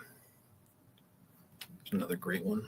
And again, I think that's Camelbot Commander on the arms, legs, and torso, and then obviously Ocular Rhombus up top here. That's a tough one, because they color match really nicely between the orange and the greens, unless they drilled out the center there and poured the spray foam in or filled it with it, because and you know what, dude? Knowing that these guys are on the opposite side of the world from each other, right? Like, I have a feeling that Camelbot probably did his thing, sent him over to Ocular, and was just like, how do you plan for something like that? You know what I mean? It's not like Ocular said, hey, make me a piece that looks like this. I think Camelbot probably made his stuff, sent it over, and Ocular was like, okay, let me see what I can do with this. I would imagine so. Yeah, which is, I mean, even cooler. So there you go, man. There's those two. While we're at it, dude, I'm going to show one more. Do it. These sold out. So I know there's some people in the room. Heck yeah. You know, yeah, dude. I love when, like, okay, anytime one of our homies sell out, I love to hear that, and especially when it's an endeavor. Like, not to be a douche or anything like that. Like, casting a run, and like obviously we want to see the homies sell it out. But when somebody has gone through the endeavor of sculpting something, sending it off, getting a fucking vinyl made, and then gets them in hand and sells them out, that's what you want to hear, dude. Yeah. Super sick, man. Really cool art on there. The glow sold out. I think the orange sold out as well. Good. But here's what's really cool. Since he is such a gentleman, that will be for a giveaway probably in a couple weeks. We'll give the orange one away. So thank you, Bootleg Toy Co., for sending that over as well. But yeah, man, that I mean, especially right after the other vinyl that he put out, man. Holy smokes, dude! That's two really good ones back to back. Yeah, really good artist, man. Really nice individual, great artist. Yeah, Dude, like we've said it before in this scene, dude. Like, and if you're not that kind of person, that's fine. There's other people that you can mesh with, but at the end of the day, like being a nice person goes a long way. Just being kind. Ooh, check this out. Bootleg Toyco says he's all sold out, but he's getting more next week. So, and if you saw, dude, there was some super sick one-offs. There was at least one that I saw that he put out too. So, but it's dope, man. Like, the size, the feel, the sculpt, the bag, dude. It's that nice, thick plastic, big header card. Dope, all around. Booby style. Very cool. I've got a tab here. They're in the chat here tonight as well. A couple of the homies are in the chat here tonight. But I really like seeing this. I know that they first time we stumbled on their page was actually for a show recently. Eric Folkert's Pedals. Yeah. You seen these robots they're busting out recently? Yeah. Yeah. Those are dope, man. I saw those, and that one on the right, I was like, dude, look at that, just kind of that pink orange. Oof. I just like seeing people make stuff. It just makes me, I don't know, I get stoked on seeing that, dude. And taking to it quickly. Nice. Like, those are some clean casts. What we got here? Allow It Space Lab's going to be dropping us a little small release for this Saturday at Bayanian Center in Pasig. I don't think I said any of those words right. Reminds me of almost like the Fly. What else we got going on here? Yo, there's something about that flesh Keshi color. Dude, Topher Toy, ever since now, the 3D printing and stuff from him and that kind of making has only started probably within the last few months or so. But dude, those things sell out. I mean, most of his stuff is one-offs and they sell out quick, man. And these ones are going super fast too. I saw, gosh, dude, I want to say Safubi King. That collector Safubi King, dude, his collection's just it's insane. But he had posted a couple pieces from him, and I think that was, I don't know, that wasn't one of them, but God, those are nice, dude. His paint skills, man, holy smokes, dude. I agree. Yeah. There's pieces I look at in this scene and I don't even understand. Straight up, man. Between like the mix of materials they're using and airbrushing, and it's just stupid. Like, anyways. Jazz says Topher Toy's son is getting really good too. That's dope. Damn. Yo, I had to pull this up only because I knew we were gonna have Folklore in today. I knew they liked bootlegs. I saw this crap. This shit is amazing. I don't know what's going on here, but I had never seen that toy line before. I don't know about you guys. I've seen that one before, yeah. Damn, man. I feel like that's got to be Playmates Turtles, right? Yeah. Follow that one as well, man. Gemini Kai, that is Topher Toy's son. Good drop there. So.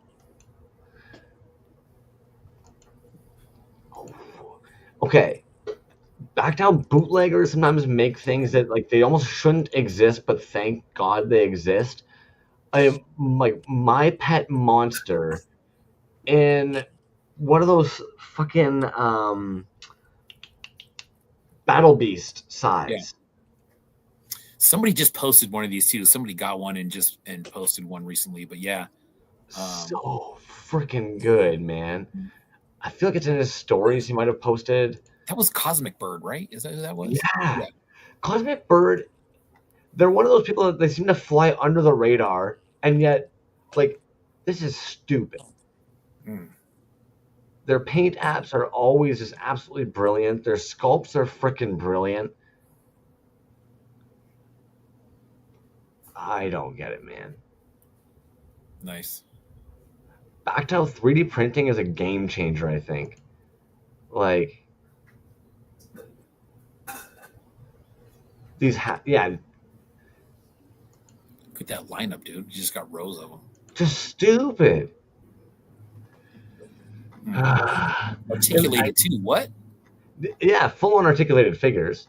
And then I'm going to sound like an idiot. I say it all the freaking time. This exists now.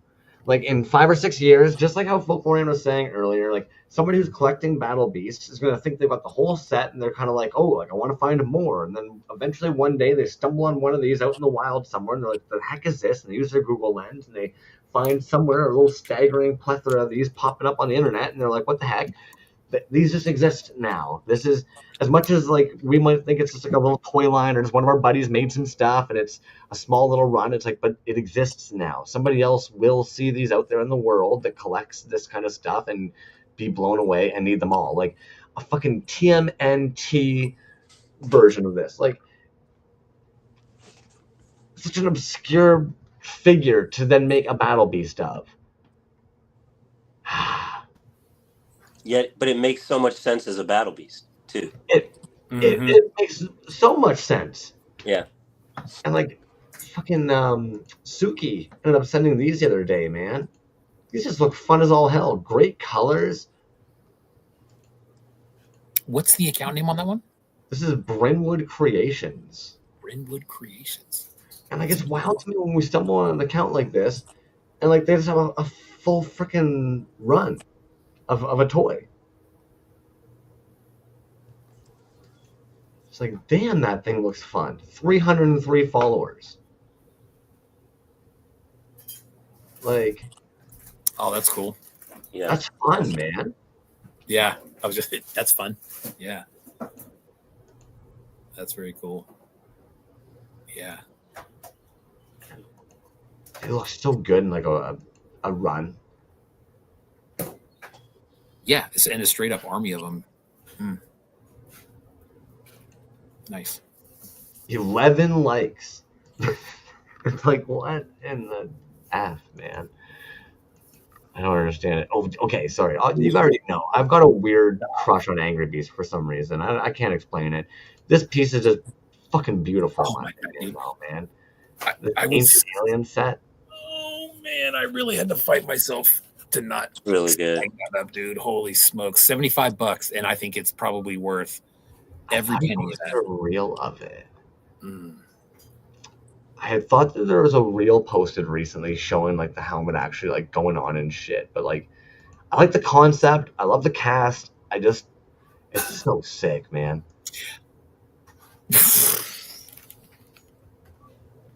Mark's Caveman, original sculpt, removable alien, parasite, alien staff weapon, airbrush details, clear resin, some white swirls. Man, that yeah, just like it's just a sick fucking piece. And like the way he did the Mark's Caveman, even without the thing on his head too, just looks amazing. That's what I was gonna say, dude. Is that like it's dope with the mask on it, but then you take that off, like that shot right there. I mean, and after seeing that, it's like, how do you put that mask back on? But then you put the mask on, you're just like, oh man, that's super sick too.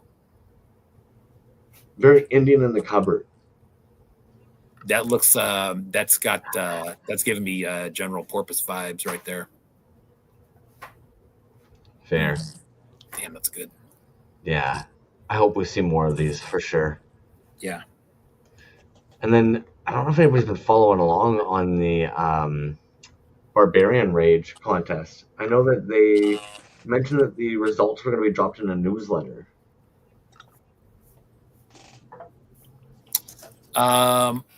Yeah, I have not seen that yet. And then you and I were actually talking about these the other night. Yeah. These new plops pieces. These are coming out fucking sick, man. It was admittedly they're even asking me like if I was basically tugging their nuts or not. And I'm like, no, man. Your new your casts are freaking clean as all hell. The mica powdered mohawks are gorgeous.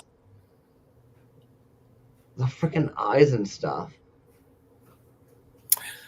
That Angry Beast piece is sold, by the way, which just goes to show the time to buy it is when you see it. That is the time to buy it. Fair. Congrats for reciting that one up, dude. That's a beauty of a piece right there. Shit.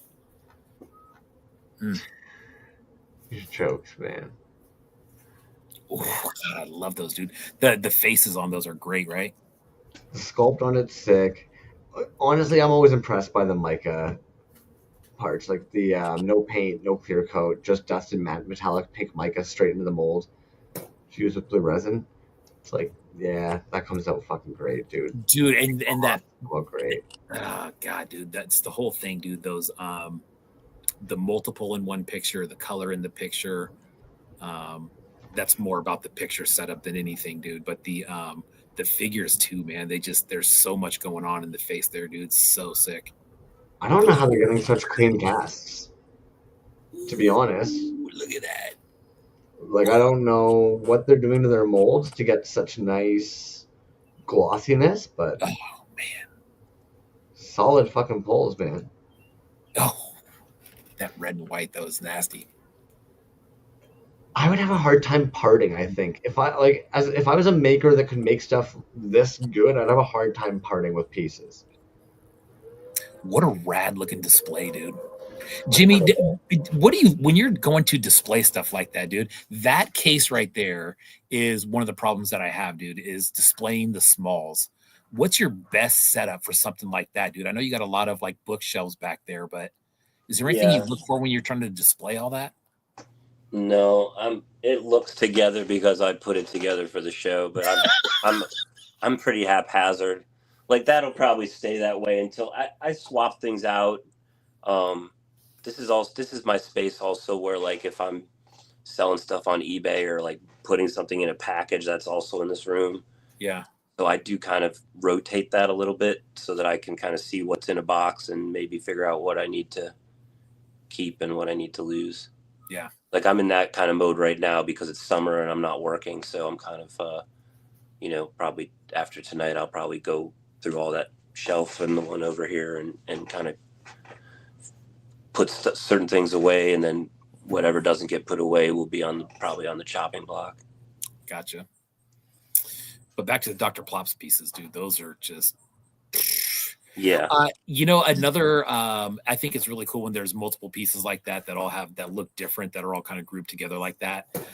Plastic Jesus has a killer Dingy Dave collection, and they have a setup kind of like that that's behind plexiglass, and they're all lined up, same figure, just different pours each one, and it's always sick. He said just lots of clear coat, loads of clear coat on those, but damn. There's still something that is gold. They still look more glossy than just gloss, But and then LM9 actually. You were kind of asking earlier today, but like, how do you get pieces and stuff like this? So LM9's working on some stuff. They're gonna actually be with Dre and Oshawa, and watch. I'm probably getting this wrong, but Sunday, June 29th. But I would imagine if you see stuff, especially if LM9 or if Dre even has stuff and you see them like posting it for the shows, reach out to them, especially if it's out. Like, that's probably the best time to ask them if there's something available that you see that they're posting that they have, is like when they already have it out for a show, before they friggin' bubble wrap it and pack it back up and put it away until the next show. If you see something, reach out to them. And then this was actually the account that I was actually talking about earlier. Frankenhees was reaching out to us. They want to get it on here. And I think we actually pulled these up just a couple of weeks ago because these were new casts to us. Those are sick, dude. Those are really sick. And I know that there was that was in a competition, right? For I can't even remember exactly what it was. I think that was it right there. Was it? Or no, that might be for a show. I can't remember what it was, dude, but there was a you had to vote online. Yeah, there you go, right there. And his piece, I think, just barely lost that one in one of the rounds. But yeah, that's an awesome looking figure right there, dude. I love that. Oof. Yeah, so we've got a couple of these up in their store. Another account where you look at it, $5.93, and it's like, okay. Bootleg Toyco. So what I've noticed with black light and with taking pictures in black light, you're going to get two different effects. Kind of depending on where you place your black light. For my black light stuff, what I use, I have just like it was just on Amazon, dude, just like a very powerful flashlight. It's not very big at all, but the end of it kind of telescopes, so you can make that wider. For me, what I like to do is just kind of like you'll get a different shot. Let's say this is your figure, right? And you have the light over top. When you have it over top, it's going to cast some shadows down on the face. It's going to give you a different look than if you're pointing it straight out like that. So I always like to do both and just see what looks the best. The other thing that you should probably be doing with your blacklight photos too is when you take the picture of it, depending on what you're using, I think it's perfectly fine, dude, to turn down your shadows in the back or maybe your brilliance in the back and just make that back darker than what it would normally be, especially on a blacklight or a glow picture. It really makes that figure pop a little bit. So those would be my two suggestions for getting some decent blacklight pictures. Dr. Plot says he sends the master 3D print and then do about 5 or 6 heavy coats of gloss, then make the silicone mold and it pops out shiny. Nice. See these Kachina thick gustings going out. We don't see. I know Electra Toys for a little while was taking a little bit of a break, but it seems like Kachina often has some paints up ready to go. Sick, man. Kachina's work, dude, is just those things sell out instantly every time they come out, dude. No matter what they are. Sick. Badass. That's what does it. That's probably what it is. It has to be. Yeah. Knew it. What else we got here in these tabs?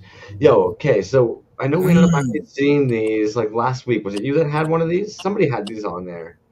And we were kind of taken aback by the size. They were smaller than we expected, but we enjoyed the size. Yeah. Yeah, dude, I can't remember who had one of those, right? Was it Shotgun Karaoke, maybe? Might have been Shotgun Karaoke. But yeah, you're right, dude. Somebody had one of those, and those are, dude, Cos Robot, dude. Cos Robot's actually been around for a while, right? They have. I like this, though. Do you notice that they're all interchangeable with the articulation they did? I did not notice that, dude, at all. I didn't see that video. And then this makes it tough, because it's one of those things where it's like, well, at first you're like, well, I need 3 so I can switch them all up. But you're like, but I actually need 9 so I can do every different switch up possible.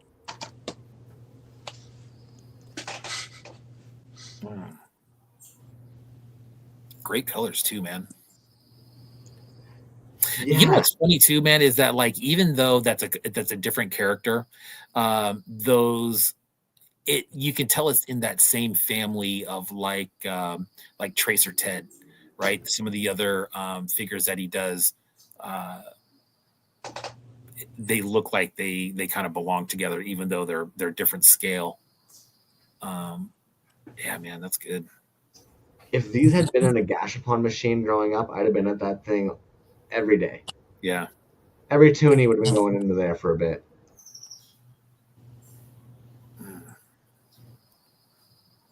B, you gonna grab a set?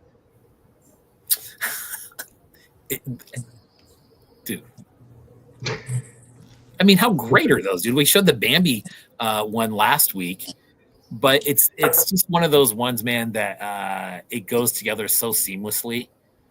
Someone who didn't know would look at that and go like, wow, what is that? I mean, we know what it is right away, but Hobo Toys, man, dude's got range.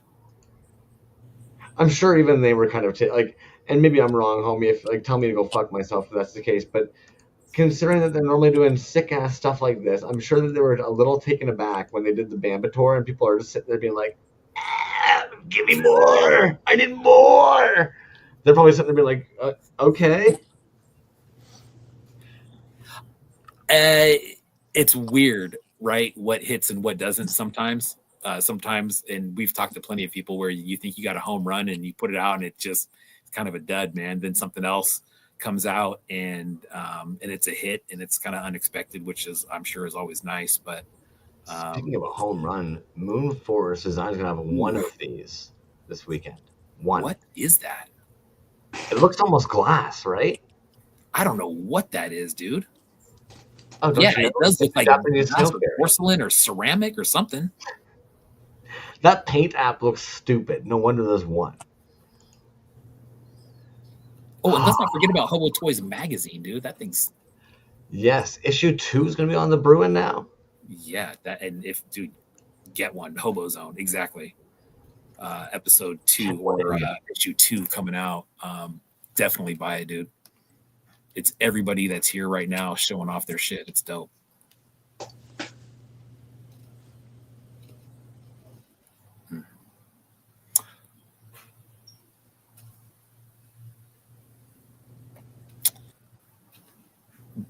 Jimmy, we were 19 minutes away.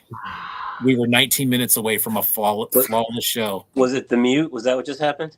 It was the mute. I actually made some You're on Mute stickers. So we'll start throwing those into boxes as soon as those arrive. But whatever you said, it looked really interesting. So what was it? I was just curious if Jimmy had anything new and acquired they wanted to show off, any recent grabs they wanted to show off. Before we let you get on with your box of goodies, I'm sure you have that you want to show off.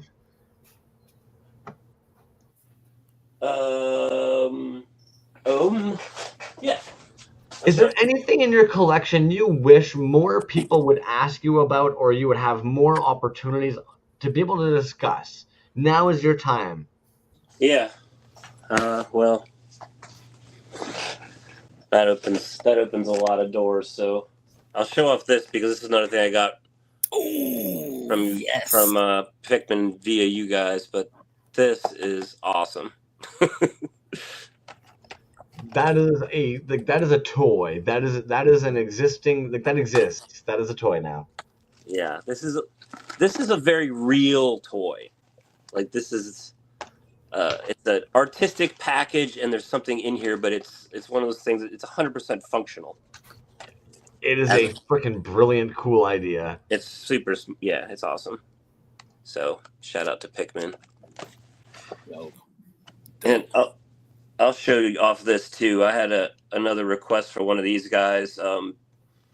Tone Twisted Tiger requested that I make a Faker Power Broid. So there's Faker Power Broid. Oh wow, that's great, dude. Thanks. Is that going to be going off for their Tiger Squadron? So I have been tasked with making a Tiger Squadron figure, but this is not that. The Tiger Squadron figure is still, I'm still trying to figure out how to make a resin cast mask. So once I get that figured out, then it's mostly done. I know he gave us all those helmets, so I just figured I was going to make a mold and cast of my wiener and then put the helmet on that, and he can just have that. So there you Tiger go. Force. Interesting. Yeah, and otherwise, I'm surrounded by tons of toys, but I haven't really gotten a lot of new stuff recently. I bought myself a birthday present at when I was visiting Zymont. This guy here. That's a fun one. I also can't help but feel like that was an intentionally placed G.I. Joe Year 1 up on the wall there. Actually, that's where that lives, but I guess intentionally placed. Yeah, sure. But yeah, up there in my jazz lives. Beautiful. Yeah. Yo, and actually, I've got to know, what is that, a collection of Stegosaurus? Do you have an entire shelf of Stegosauruses? Yeah, if anyone wants a Stegosaurus, I have 3 Imperial Stegosauruses up there. And I definitely don't need them all. I just, and then I have a couple of weirdo Stegosauruses, and then there's a couple of other dinos up there too. Yeah. Oh, here's a good one. This is my favorite weird dino. Oh, what the hell?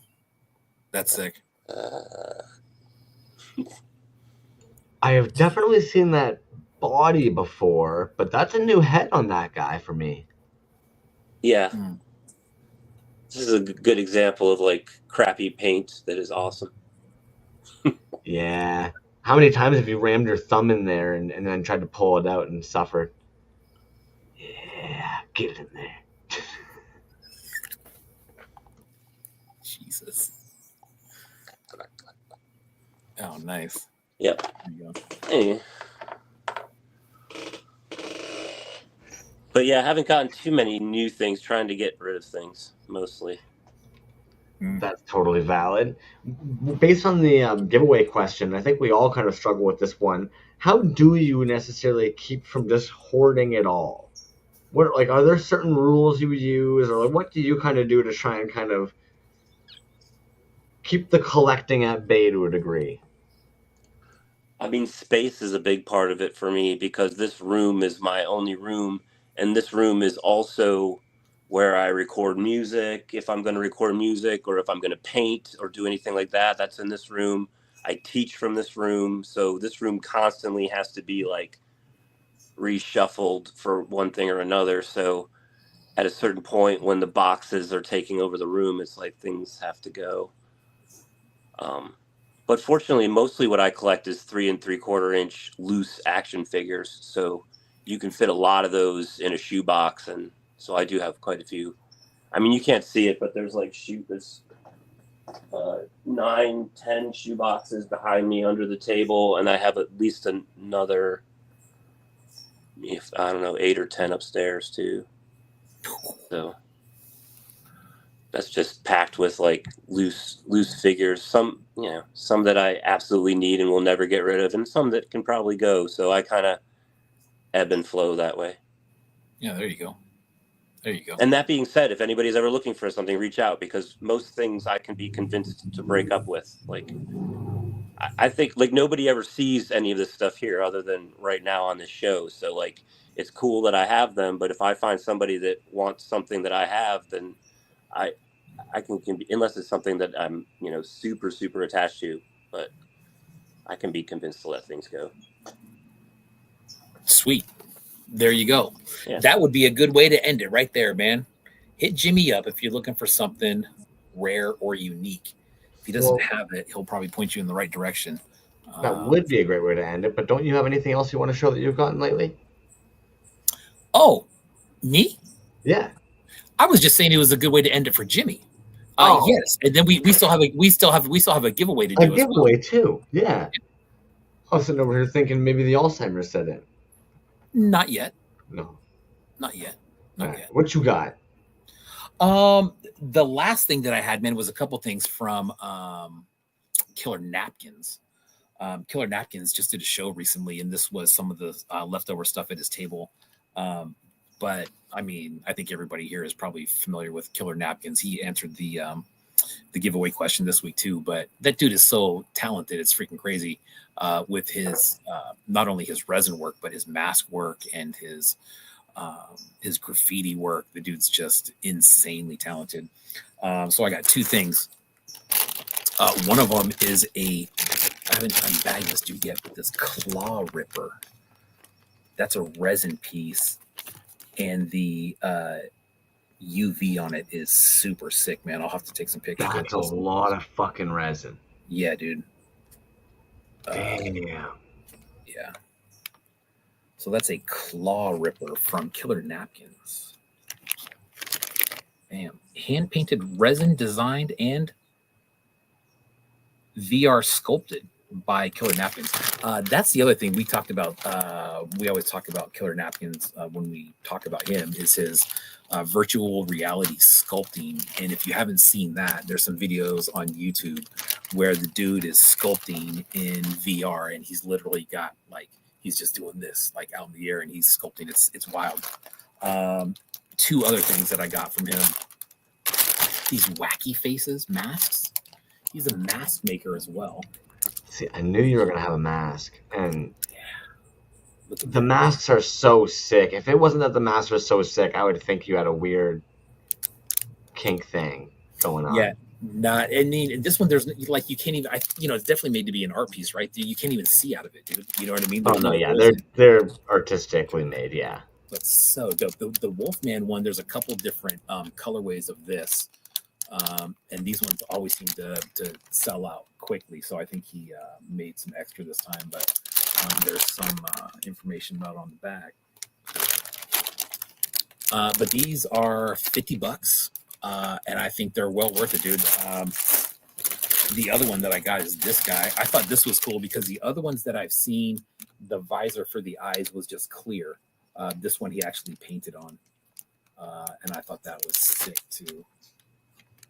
What material are the masks made out of? They are. Is it like vinyl? Hand sculpted clay faces, plaster molded forms, vacuum formed, pet G and hips, hand painted and DIY blanks.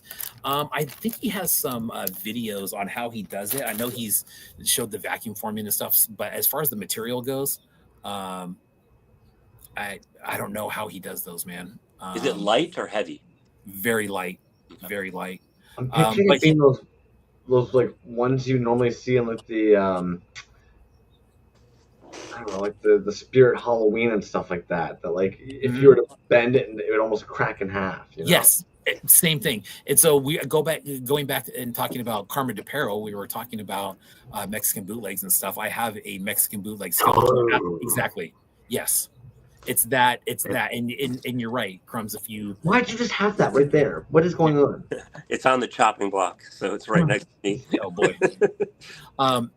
But so if you bend it, of course it's going to break. But but Killer Napkins also makes, rubber masks and sells those on his site anywhere from a couple $100 to, way more. But they are. That whole process, man, when you watch that mask making process, you see how involved that is. And it's apparent really fast that okay, that's a whole different thing. And so there's skill doing that, and then painting it on top of that, dude. I mean, that guy's talent is just, it's stupid. I like when we see the dots connected. Admittedly today, probably last year, Saruga Mark made dinosaur hats. And I remember there were these vinyl Tyrannosaur or T-Rex hats. And I remember thinking to myself it's kind of odd but kind of fun, and a bunch of people jumped on them.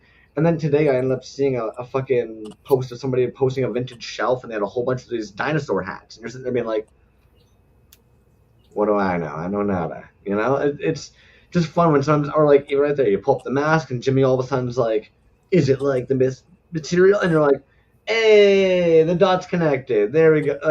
I don't know. I like that shit, man. It's nice to see when everything just kind of comes together, and you see where the inspiration, or especially when we often talk about a lot of this stuff is rooted in nostalgia. It's nice, right? And let's be honest, a lot of times we span different generations and shit like that. You put Cool Cat Toyco in this room, and all of a sudden we've got people of all these different decades digging the same shit. It's kind of oh, there we go. True, man. Very true. You want to do some giveaways? We can do some giveaways. Hey, what's your item that you oddly collect that nobody really knows that you collect? Oh God. I don't know, man. It's weird, dude. I don't know if I intentionally really collect everything. I just have a lot of random things. Nothing that I'm really collecting, so to speak, but I have groupings of different things that, but there's nothing really out there that I'm intentionally looking for. I used to really be into sports cards and stuff, and I have millions of them, but that died somewhere along the way. Hats, yeah, that's just hats and probably shoes. I'm a little shoe whore, and how many hats? I don't know, dude. I haven't counted hats in a while, but it's just stupid. And again, that's not me collecting them. That's just me being really stupid with money, is what that is. So I think I'm with you. Definitely have some weird where it's like you're not really collecting it, but you have probably more than you need. But I don't know when it started, why it started, when it will ever stop. I have every weed package I've ever acquired. The jars are harder to just grab all of a sudden. But every Mylar bag from every cannabis ever, just for some reason. Let's not pretend those are it. So where's the other apartment that you had to rent to store all those in? There ain't no way that's it. You ain't. That's from last week, dude. Come on. This orange terp, it's stupidly nice. Or like this Blue Dream. Oh, this 1964 Blue Dream. Oh, get out of town, man. Yeah. I might even just sit here just sniffing bags after we get off, to be honest with you. Just going down memory lane. Yeah, Blue Dream is super common out here, dude. That's a standard. It would be a whole other show. I'm not going to get into it, but where I literally hate the industry is somebody, and this goes across the board, I want the highest THC. Well, you know what? Unfortunately, like, if I was 50% dick, I'm not going to be able to hold a conversation. I'm not going to be able to do any other cool stuff, right? So, like, the moment somebody just expects it to all be this one number thing, and that's where you look at something beautiful like this Blue Dream, and it's 20%, and you're like, yeah, my dudes, like, if 20% of this 100% of its existence is towards that, and then you've got 3% towards terpenes, we're at 23% now, and then it's got 4% CBD, so now you're at 27%. You're like, it's kind of like, yeah, this thing has to live, too. It has to exist. Anyways, that's a whole other show. Toys. Yeah, that is a whole other show. And that actually is kind of why I like this week's question is some of the stuff that came up, dude. I think we could really do shows on some of this other stuff. There was some phenomenal answers in there, stuff that I never thought people collected. Jimmy, how do you keep all your indie shirts and posters? How do you keep those stored? Poorly. Yeah. Just like in drawers and boxes, and like it would be one of those things where it's like, oh, one of these days I'm gonna frame all these and hang them up, and I just don't. I have a whole stack of Folklore prints right next to me, like screen printed Folklore posters that are just sitting here, and I don't know what to do with them. Super Terrible said vintage T-shirts, which was a great one. Your Body Electric says secretly collect uranium glass, marbles, geodes, and fossils. Someone Dungeon said, Sweeper tattoo memorabilia. It might have been Doc Horror said he was collecting. I think it was Doc Horror said he was collecting. He had 100 frog soap dishes. That's the one I'm looking for, dude. How random was that? They're like sponge holders, frog sponge holders. And you have over 100 different ones. Them too. We've all seen somebody with one.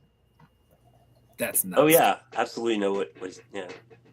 Ashley Kate says Native American jewelry.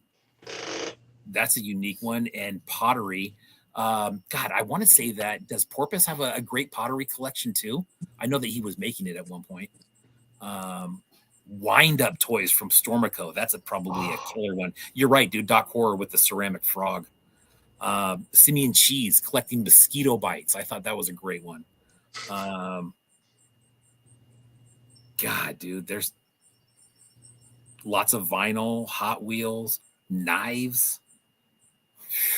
The knives one could be super interesting in my opinion. Just like there's so many ways that can go, so many different styles.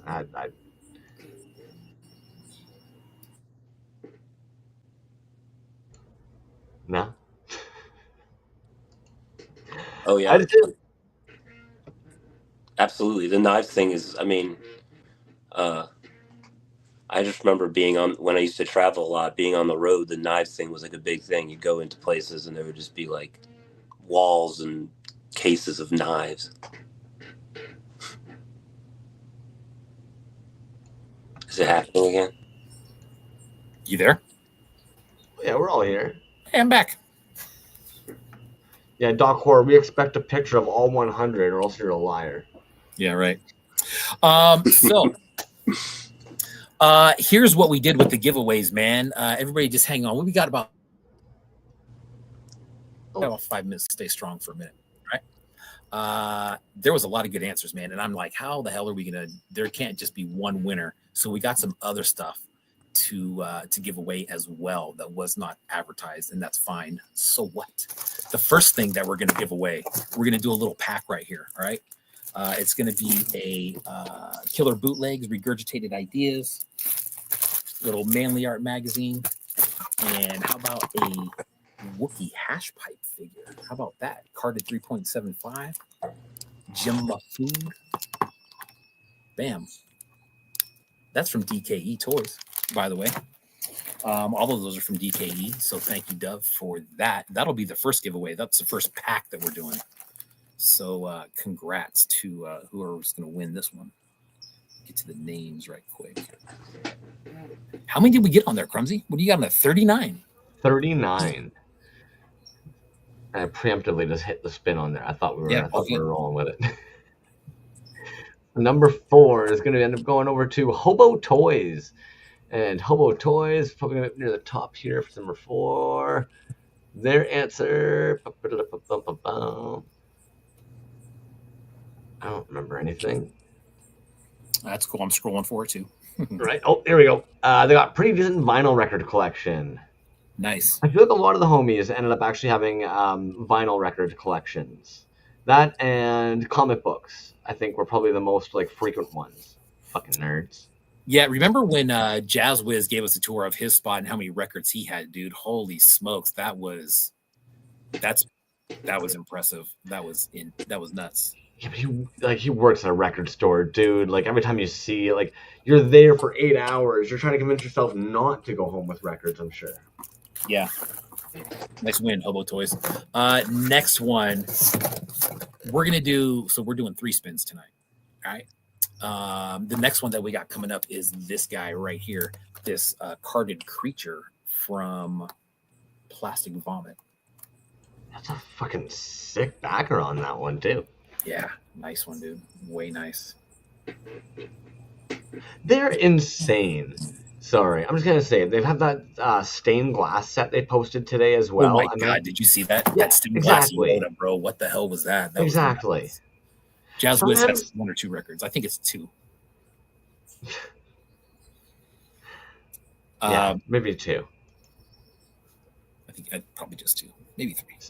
Spin the wheelie again. Spin the wheel. Let's do it, man. Good luck. This is the Plastic Vomit creature carded. Going off to numero 27. So that's going to be Eric Folkert Projects. Nice. Dude, Eric, I think I might have something else. I don't know if it went out to you already or not, dude, but I think you won recently. Music everything, vinyl CDs, store displays, subway posters. That was a good one, man. And as a musician, I have gathered quite a collection of instruments and weird effect pedals. Awesome. I don't know why when I was reading this, even though I knew when it said music everything that they did not mean like foot-long subways, the moment I got to subway posters, I pictured just having a collection of old subway sub posters. I pictured somebody just having just all those old, just like man, this is the first run of $5 footlongs, man. Is a cold cut right? combo back all I could think is like in 92. Having a big old picture of Jared above your bed. No, you don't want that. Give me Don't want your that. foot long. Yeah, that's what you want above your bed. Nope. You. All right, what else we got going on? And then is this going to be for the final yes, wrap-up giggy? Exactly, man. So this is for the Recycle Galaxy War Boar.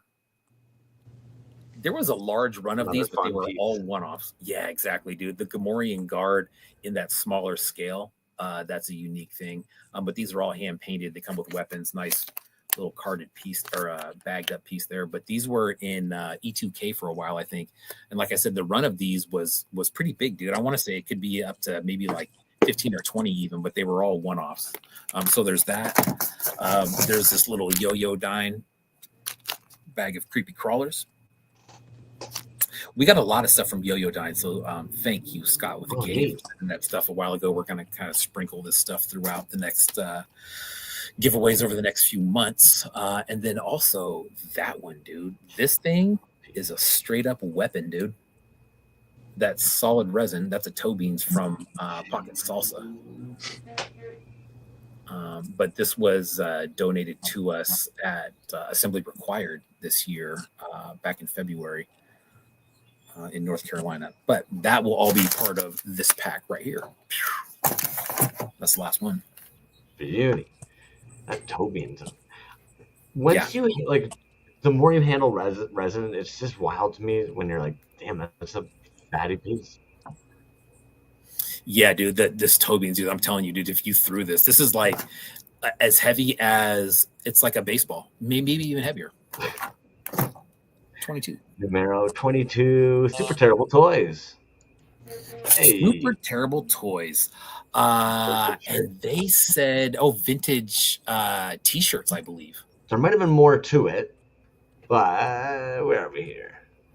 But yeah, vintage t-shirts. I remember the Bush shirt was one of their favorites. Oh, that's funny. There you go. Vintage tees. And coolest one they have is Looking for Bush, advertising Bush beer. Yeah. Dude, the market on vintage t-shirts too, man. Like those things are not cheap, dude. I saw somebody concert shirts. Saw some kid rocking a Slush Puppy shirt. And then one, I thought to myself, go for a Slush Puppy right now. And then two, you are too young to know what a Slush Puppy is, my kid. Yeah. Do Slush Puppies not exist anymore? They're pretty hard to find in Canada if they are. You know what? I feel like if you went to like a really dusty like Eastern Mart, you might find one in the back corner that hasn't been serviced in a long ass time. But otherwise, yeah, good luck finding a Slush Puppy in Ontario. Michael George, peace. So for next week, we don't Pocket Salsa confirmed still exist. Next week, I don't know what we're doing next week, man. I think next week is the first week of July, correct? It is. Yeah, so that's like we had a whole bunch of the homies hitting us up in the chat there, wanting to slide in, talk to us about their AR stuff. Yeah, so we'll put together hopefully a group of people for next week and then the following weeks after that. So if anybody wants to jump in on that, either reply to that thread or hit us up on the side and let us know what day works best for you. But lots of AR stuff coming everybody's way for the next month. So that'll be very cool. Jimmy Folklore, you are a gentleman and a scholar. Thank you for being here. Jesus. I look at that. I take my eyes off the screen for 1 second and you boot the guy out. I don't know what you're talking about. It's been you and I all night. Yep, there you go. Hey. He's such a great dude, man. Absolutely. Jimmy Folks is rad. Way too kind.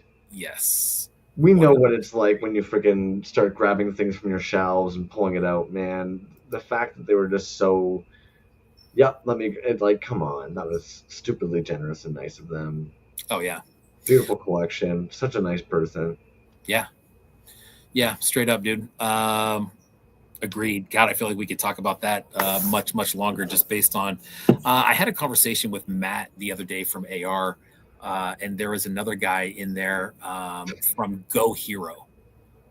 Did you see us follow that account recently, Go Hero? Oh, I did not catch that. No. I don't know if anybody knows that guy from Go Hero, but we chatted with him too, and we got into like a really, before we knew it, dude, we got into a really deep conversation about just like this whole thing. And he's a really interesting dude. He's going to be on, I think, probably for a little segment that we do leading up to AR with Matt and a couple other people that are kind of heading up this big event. But I was like, dude, you got to come on the show after that and kind of just tell us about your career. He's been in bootleg and designer toys since like 2000, worked with a lot of people, but you know, his idea on kind of where it's going, and he's got a lot of great ideas on how to kind of make this a hobby part-time thing into a full-time thing, if that's what you're looking to do. Oh, right.